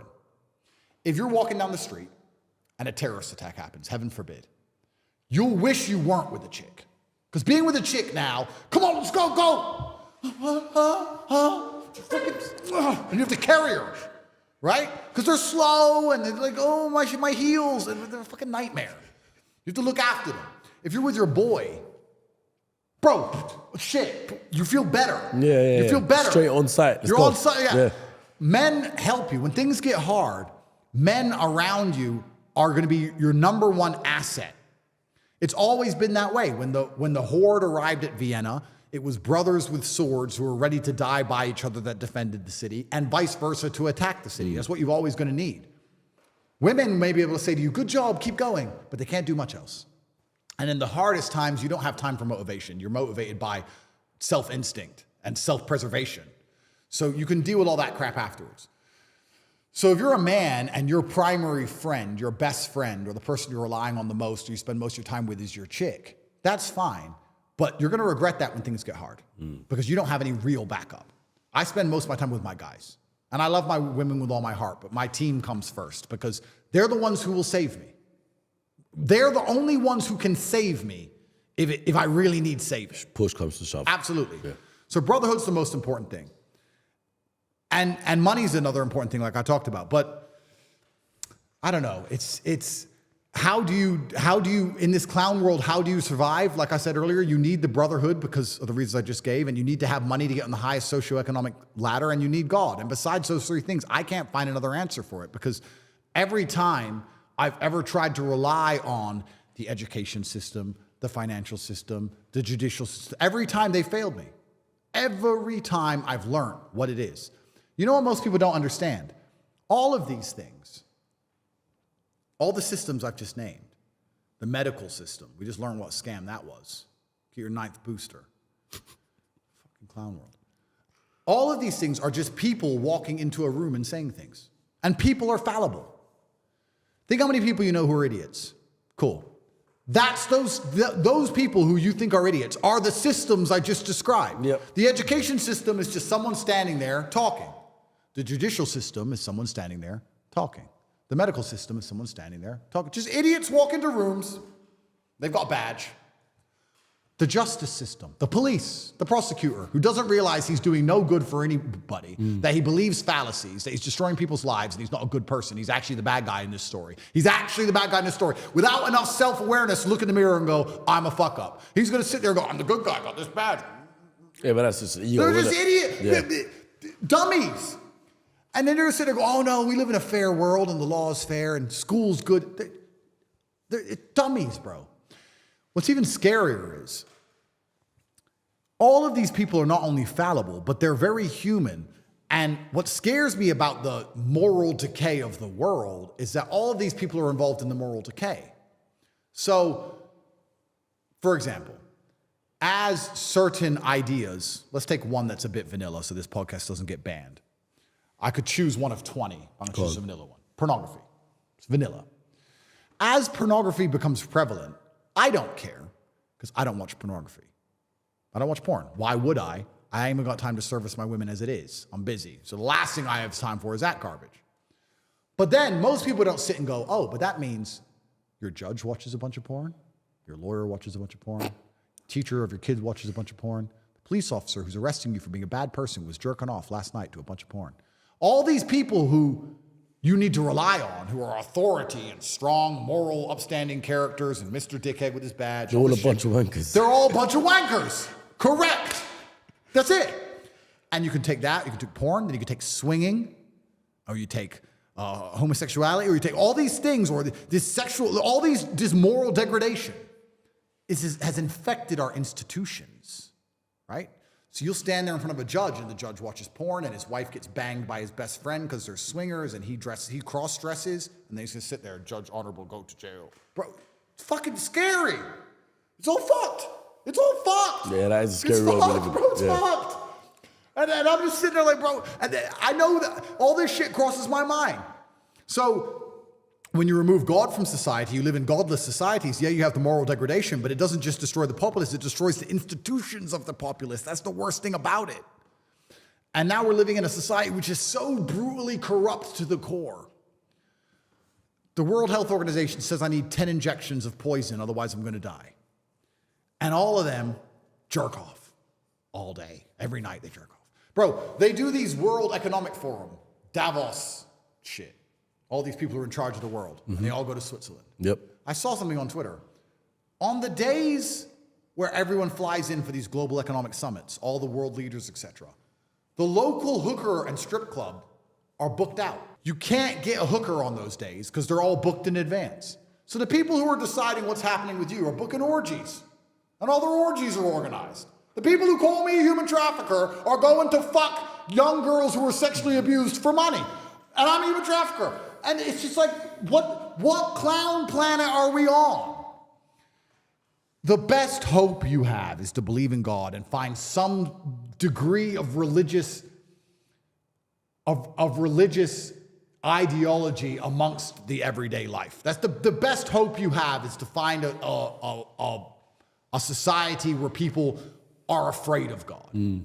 Because the idea that the people who are in charge of the world, who told the media machine to convince everyone at home I'm a human trafficker to put me in jail, then all fly and have a big conference to talk about inflating the currency on purpose so they can make everybody a slave, and then they book out prostitutes who were probably touched as kids, and then they fuck them in massive orgies doing God knows what, and I'm the bad guy, and this is all supposed to be okay, and it's all acceptable, and if I mention it, Mr. Plod, the police officer, who also jerks off the Pornhub, is after me with his other prosecutors who all jerk off in the room. It's just like, bro, the world's a mess. The world's a mess.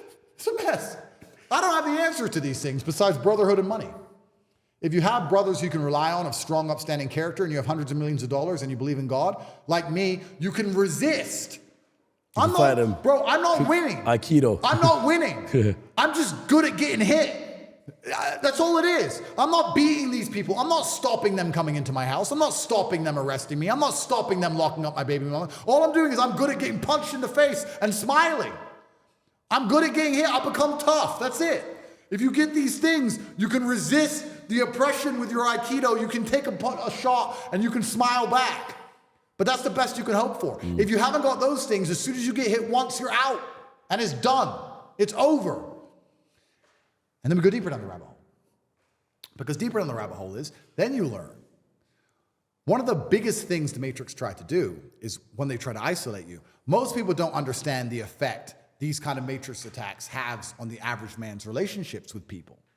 If you're a man with a normal job, and you're doing the normal thing, and you're in the middle, and you're following your job, and you get caught up in some bullshit or whatever, or you tell too much truth and you lose your job, when you lose your job, you only have 2 months until you lose your marriage unless you get another job. You're going to lose your wife. You're going to lose your kids. They're going to make your whole life fall apart. 100%. When you go to jail, I heard it on the jail phone. Number one argument I heard on the phone in jail was women yelling at their men, how am I supposed to pay the bills? Because women are self-interested. Women are survivors. Me. They're selfish. Yep. You're in jail. How do I pay the bills? And the man's like, yeah, I'm in jail. What do you want me to do about it? Well, you're always hanging out with your friends on the street corner, and that's why you're in jail. That's not why I'm in jail. That's nothing to do with it. You've made that up. Well, I can't pay the bills. Then 6 months later, she's fucking someone else, and he kills himself. That's what happens, right? So deeper down the rabbit hole is, not only does the Matrix try and destroy you financially, destroy your influence, destroy your reputation, but they also understand that they do this to you heavily enough. It trickles down in every single aspect of your life. Aspect. I'm fortunate because of my brutal competence and because I'm so charming and lovely and I've got a long Johnson that my women have dedicated themselves to me for life. That puts me in a very fortunate situation. Most men are not in that situation, which actually ties back. I wonder if PC Plod works this out. If I understand that I'm going to be under Matrix attack for the rest of my human years, and the chance of me going to jail is 100%, and I can't resist the forces of evil, I'm just good enough at getting hit that I can stay standing because my Aikido is masterful, and I find a woman I'm truly in love with, why the fuck would I not buy her golden facials, dipshit? Duh! That's what I'm, duh! Case solved. Yeah, duh, of course! Because she waits for me if I go to jail. Mind blown. Bro, clown world. So if you're a man and you're out there, please understand, if you have a strong brotherhood and you go to jail, you can send your brother over to your wife and he can lend her money and he ain't gonna fuck her, and he's gonna check on her. He's 'Cause he gonna knows check what on the brotherhood kid, is. because he knows what brotherhood is, and he's gonna check on the kid, and there's gonna be a man they can call if there's trouble, and he's gonna pay the rent, and he's gonna make sure she doesn't do anything stupid either. She ain't gonna be able to cheat or run around because he's around. Everything's under control. Yep. If you have money, once again, you can take care of your problems. But if you're a normal dude and you get hit, you get punched, you can't do like me. You can't come on a podcast and make fun of these people and laugh it off. Once they hit you, you're toast. Your chick's leaving you, you're losing your kids, you're losing your house, you're losing your job, you're losing it, you're done, bro. Done. And you ain't getting back up. You're getting knocked out and you're not getting back up. So while you're standing, if you're not preparing yourself for this, you're a fool. You're a fool. Everything I've just told you about the world is completely true, and you know it. So after all of this talking, if you don't have the motivation to get rich still, then you're born to lose. You're just born to lose. Then I don't know what to say to you. Wash my car. Goes back to that. Wash my outside. car. I don't know what else to say to you. Go wash it. Because you're a fucking loser. Andrew, I know you spent your time in jail reading the Quran, right? Right. I want to know, did you ever get time to read in stories of the prophets? You know what I found most interesting about the Quran? You'll see what I'm tying into in a second. But go on. I don't want to get this wrong. I hate getting things like this wrong. But I think it says day 365 times, or days 365 times, and day 30 times as many as there is in a month. And it says month 12 times. And there was all these language patterns inside of it, which it's incredible. One of the miracles I find fascinating is Allah mentions in the Quran, you know, the ratio of land and water is 71% water, and I think 71%, and the rest of it is land.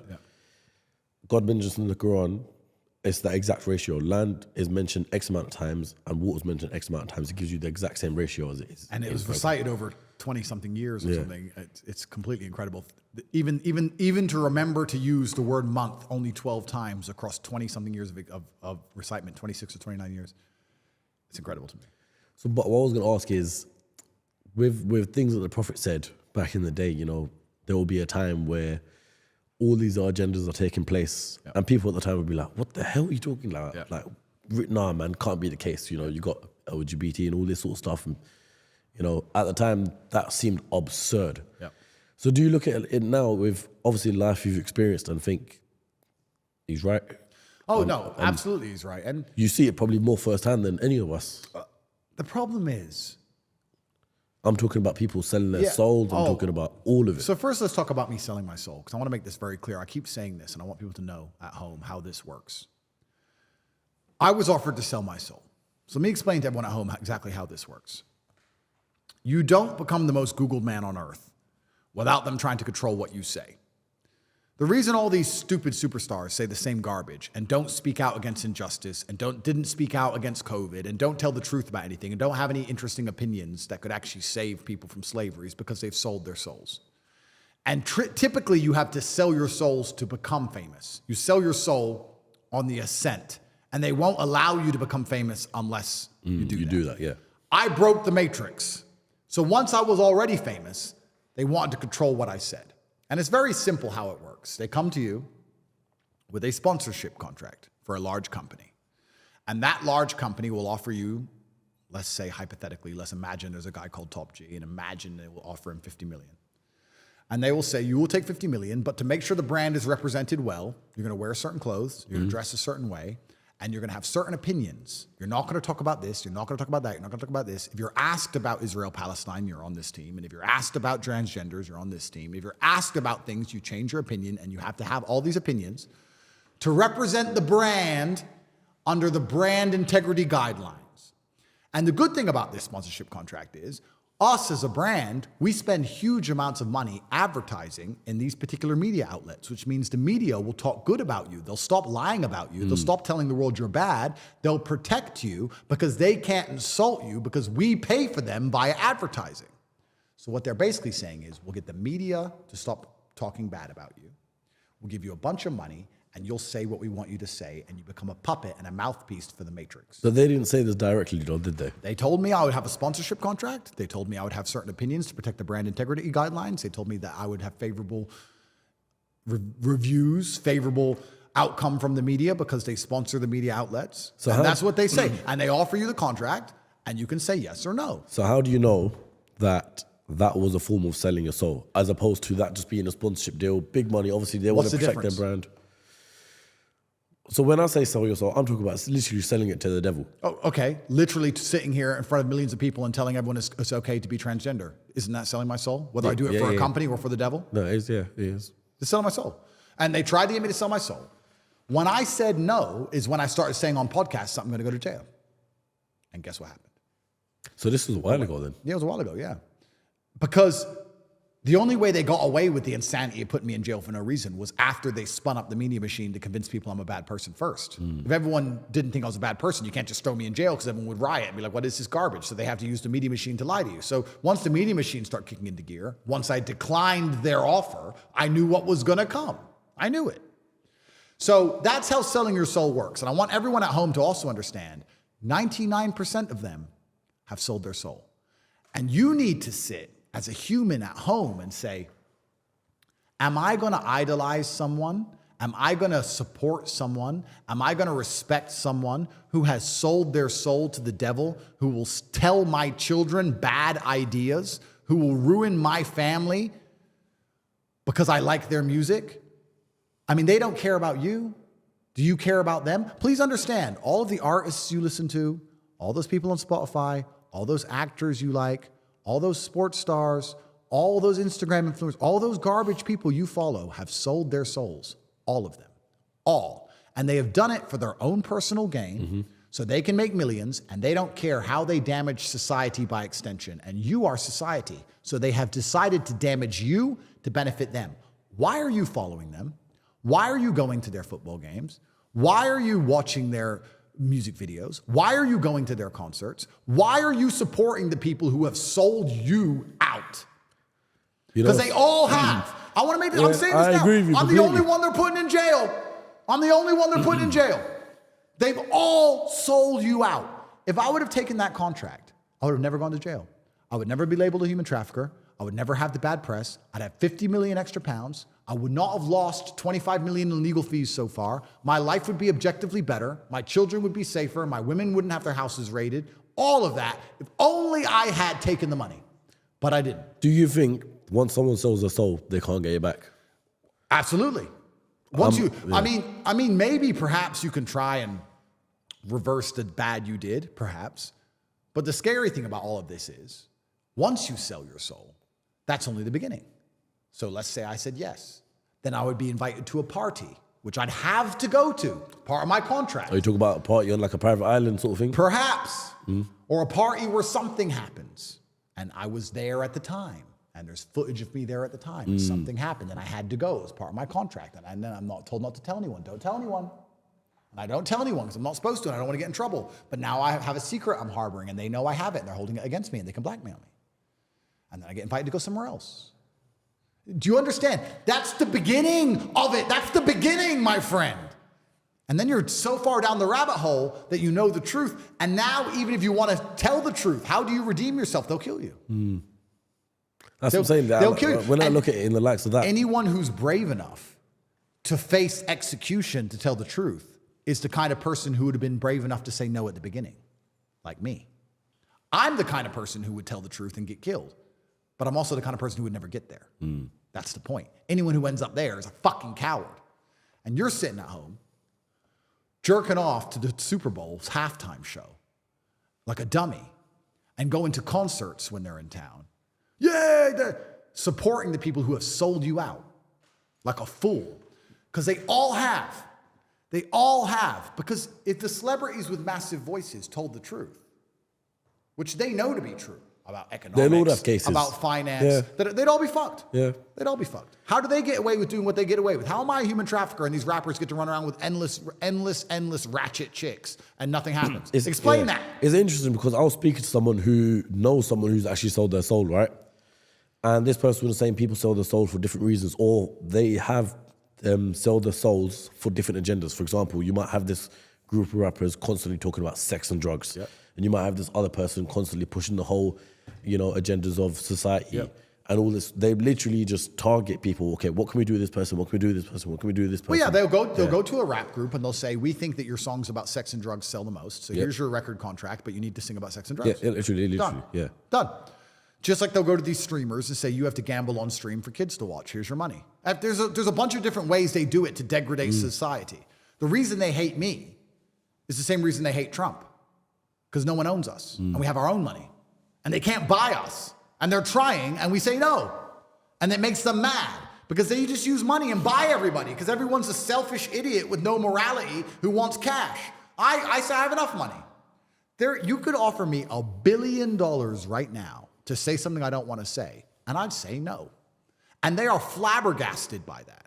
And it angers them to their core because that's the one tool they've used their entire life to manipulate not only people, the world. They use money to influence the world. We give money to the newspaper to print that COVID is dangerous so that people will buy stock in the pharmaceutical company that we own because they have to have the vaccine. They control everything with money. So when they say, here, do this, and you say no, they're like, what the fuck? No. Whoo. Prosecutor. Get him. Human trafficker. Human trafficker, you just had an orgy at Davos. You just had a fucking orgy. Jail. And then PC Plod, police officer, I'm a good guy. Bro, dummies. Bro, it's crazy. But I have a dream. And my dream is that people wake up and realize all these celebrities hate me. Why do I follow any of them? Why do I talk to any of them? Why do I absorb any of their content? Why do I negotiate with any of them? Because they hate you. And you need to at least have enough self-respect to say, well, if they hate me, I'm just not going to support them. You know? There is one point there that you said that I will, not say I'll disagree with, but I want to counter it, yeah? Sure. So you said, Trump is free as well. And for the same reason why they don't like you is why they don't like him. Yeah.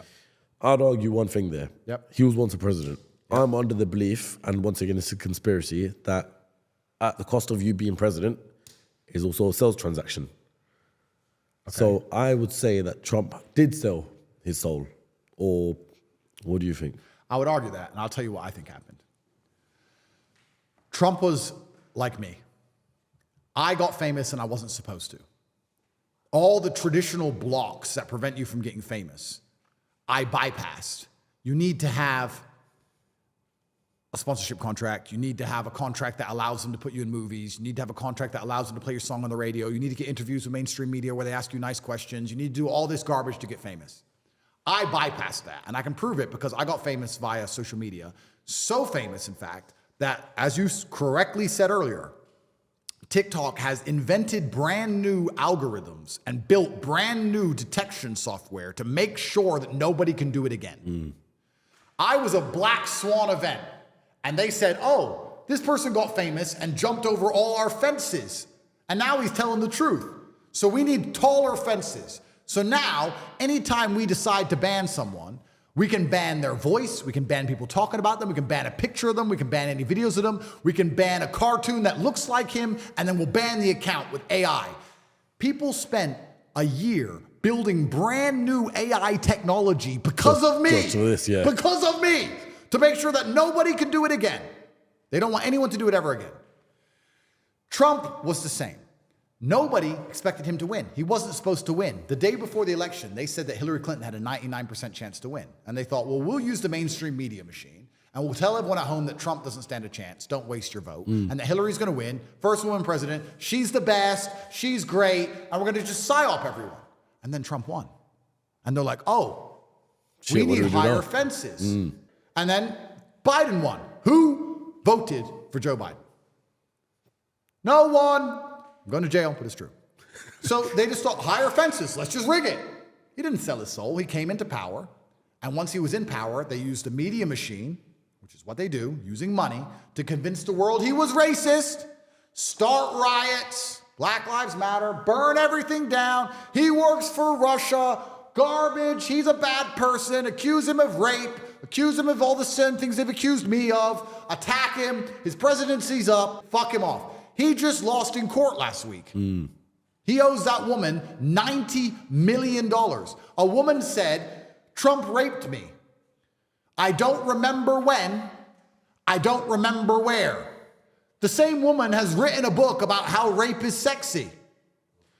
He said, that bitch is crazy. They found him innocent of the rape and found him guilty of defamation for calling her crazy. And he must pay her $90 million. Matrix attack, the law, the judge, the law, fair, the law. $90 million. Make that make sense to me. That makes no sense at all. This is my exact point. You upset the Matrix, they come for you. Lawfare. So he was a black swan event like me. They tried to buy him, he wouldn't sell. Now they're going to try and destroy him. Now they're trying to take all his money off him and do anything it takes to stop him being president again. I don't know what fences they've raised. I don't know what they've got planned. But if they think they're going to run old Joe Biden against Trump and he's going to win fair and square, you must be out your fucking mind. Yeah. Something's going on. And they've got plans against me. So they've made new AI fences so no one gets famous again without signing that contract. Because what should have happened to me is when I was at 20% of my influence, I was offered that contract. And then, if I get bigger, I'm saying the right things. And then I also need the money. When I'm smaller, 50 mil was big money to me then. Yeah. Now 50 mil is like, what, a month's money? Who cares? I don't care. I don't want it. So that's crazy, the whole bro. point. So Trump wasn't a sellout. Let me give you a very simple rule to the world. Anyone they tell you about is a bad guy is a good guy. And anyone they tell you is a good guy Is a sellout. is a sellout and a bad guy. You can't go wrong if you go through the world that way. They're saying he's the good one. He's not. They're saying he's the bad one. He's the good one. And I guarantee 9 times out of fucking 10, you're going to be correct. That's how messed up this world is. It's genuinely inverse. Yeah, it's fucked up world. It's inverse. So I was a black swan event. Trump was a black swan event. We can't be bought. And that's why they're trying to destroy us. As simple as that. Because the demons operate in the dark. Demons need lies. Demons can't do their job in the light. And the light is truth. God is light. God is truth. If you tell the truth, if we have a battlefield, a playing field of truth, they can't do their snakery and their lies. They need deception. They require deception. That's not a man, that's a woman. The sky is green. They need all this garbage so that they can keep you in your slave box. If you knew the truth, bro, if people at home knew how money worked, the banks would be on fire tomorrow. They don't know. And the worst thing is, they don't even want to go and learn. Andrew, what would you say to this, yeah? As we wrap up this podcast, I want to ask you this question. Let's just say the Matrix do pull their third strike on you and they succeed. Yep. How do you want the world to remember you and what's the impact you want to leave on people? I feel like I've lived a good life. I'm 37, and I would argue that I've lived more life than most 100-year-old men. I've done everything, been everywhere. I've made a mark, made an impact. What's life for? Well, life's to have children and to leave an impact and to teach your children things. Bunch of kids, done my job. So I don't want anyone to think I'm sad about it. It was a decision I made. I feel like as a man, you should always live for something bigger than yourself. I feel like that the true masculine imperative is to find a battle worth fighting for. That's why men have always gone to war, and some men died. That's how it's always been for men. As a man, your life shouldn't be about quantity, it should be about quality. And trying to live as long as possible, but being that porridge goo in the middle is not as important as living a shorter amount of time and getting to be the T-bone steak. So I want people to understand that I believed I was doing the right thing, and I'm not a perfect person, and perhaps I made some mistakes, but I believed I was doing the right thing at the time, and that I don't have any regrets about it, and that I would like people to learn from my example and live true to themselves. And I think that the world can be a beautiful place when you're true to yourself. I really think that a lot of depression and a lot of sadness and a lot of discontentment with consciousness comes from the very simple fact that most men are not true to themselves. And when I say that, I mean, I can say this in a funny way, or I can say this in a serious way. I'm going to choose. Give us both. All right, let me choose funny first. Go on. You want to fuck a bitch? Fuck a bitch, bro. I love her. I love my girlfriend with all my heart. Yeah, I want to fuck her today. And I fucked her. Boom. I don't love her. I love you. I fucked her. Sorry. Now, I can pretend I'm not supposed to want to do that. I can pretend I don't want to do it. I can listen to my woman tell me that's wrong and then be told I'm immature and all this crap. I want to do what I want to do. If I want to tell a man to to go away in a less polite way, I'll do it. If I want to fire a member of staff, I'll fire them on the spot. I don't care. I don't care. Because I know if I don't do what I want, the resentment inside of me eats away at me. And most men are living lives not doing what they want. Please understand. They don't get to talk to the girls they want to talk to because they're not important enough. They don't get to hang around with the guys as often as they want because they have to work a job they don't like doing. They don't get to tell their woman to be quiet because she'll leave him. He doesn't get to tell his boss to go away because he'll get fired. He just sits in his car, quiet and meek, filled with rage. And the best thing about being rich and important, and I guess the truest way to be happy as a man, is to be true to yourself, which is good and bad. I get to give to charity. I have a charity, TATEpledge.com, and I donate millions of dollars a year to charity and feed children. I love my kids. I love my friends. I love the people around me. And if I don't like someone, I tell them to get fucked. And I say it right to their face, in their eye. And if they want to do something about it, it's up to them. And I'm prepared for that too. And I get to live true to my masculine imperatives in all ways. I don't have to sit and be fake or lie or get along with someone. You keep it real. I keep it real. And that is why so many men are unhappy today. They don't get to keep it real. Bro, you know what I find truly amazing? There are men out there who are afraid to tell their own woman, leave me alone, I'm busy. Because she'll give him a headache. Don't talk to me that way. And he's like, oh, babe, please, let me just work now. No, I'm working. Leave me alone. I love you very much, but I'm working. Leave me alone. There are men who don't even get to be a man in their own house. They don't even get to be a man in their own house. No wonder you're depressed. No wonder you're miserable. I'm talking about being the king of earth. You don't got to be the king of earth. At least be the king of your house. If someone breaks into that house, you have to die to protect that woman. You're paying the bills. And you said, leave me alone for 5 minutes. Is she giving you attitude? Bro, you said don't post our location on Instagram. They want to kill me. And she's worried about her likes. Most people's lives, most dudes' relationships, their lives are so fucked up. They don't even realize. No wonder you're sad. Look in the mirror. Look in your own eyes. I'd be miserable if I was these people. If I have a girlfriend, that's, I guess, it's one of the best things about status. I know this is a bit off topic because you asked me how I want to be remembered, but the answer is I want to live true to my masculine imperatives. But if I have a girlfriend and I get a girlfriend and I like her very much and we're together, and I say, we're together now, you don't need Instagram. You know what she says? Cool. And deletes it. I don't have to force her. I don't have to tell her. I don't have to control her. I just say it. And she's like, yeah, because she respects me and she knows I'm worth more than any Instagram page. If you say to your chick, delete Insta, she's like, well, I want my Insta. Get rid of her. Right, well, I mean, she needs it for some, I don't know. But I'm saying, if you're not even in, most men, I think most men desire respect. I think we all desire respect innately. But if you're not in charge of your house and you're not in charge of your own relationship and you're working for someone else, you're not in charge of your business. And obviously you're not in charge of the government because they're out to wreck you. Like, what are you doing? Of course you're sad. I'd rather be me and get punched in the face by the Matrix and get back up, or get punched in the face and keep smiling. But at least I have some semblance of control of my empire. At least. Most of these men haven't got anything. And that's why they're so sad. And I would hate to be remembered as one of them. But they won't be remembered at all. And that's why when they die, there'll be a number.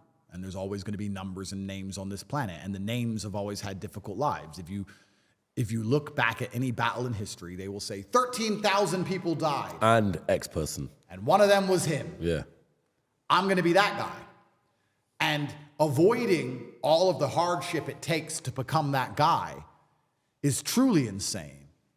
Because you'll just be one of the 13,000. You'll still die. Like I said earlier about the man who doesn't want to fight things till wars go away. No, that's the reason I'm fighting this war against the Matrix, because they're coming for all of us.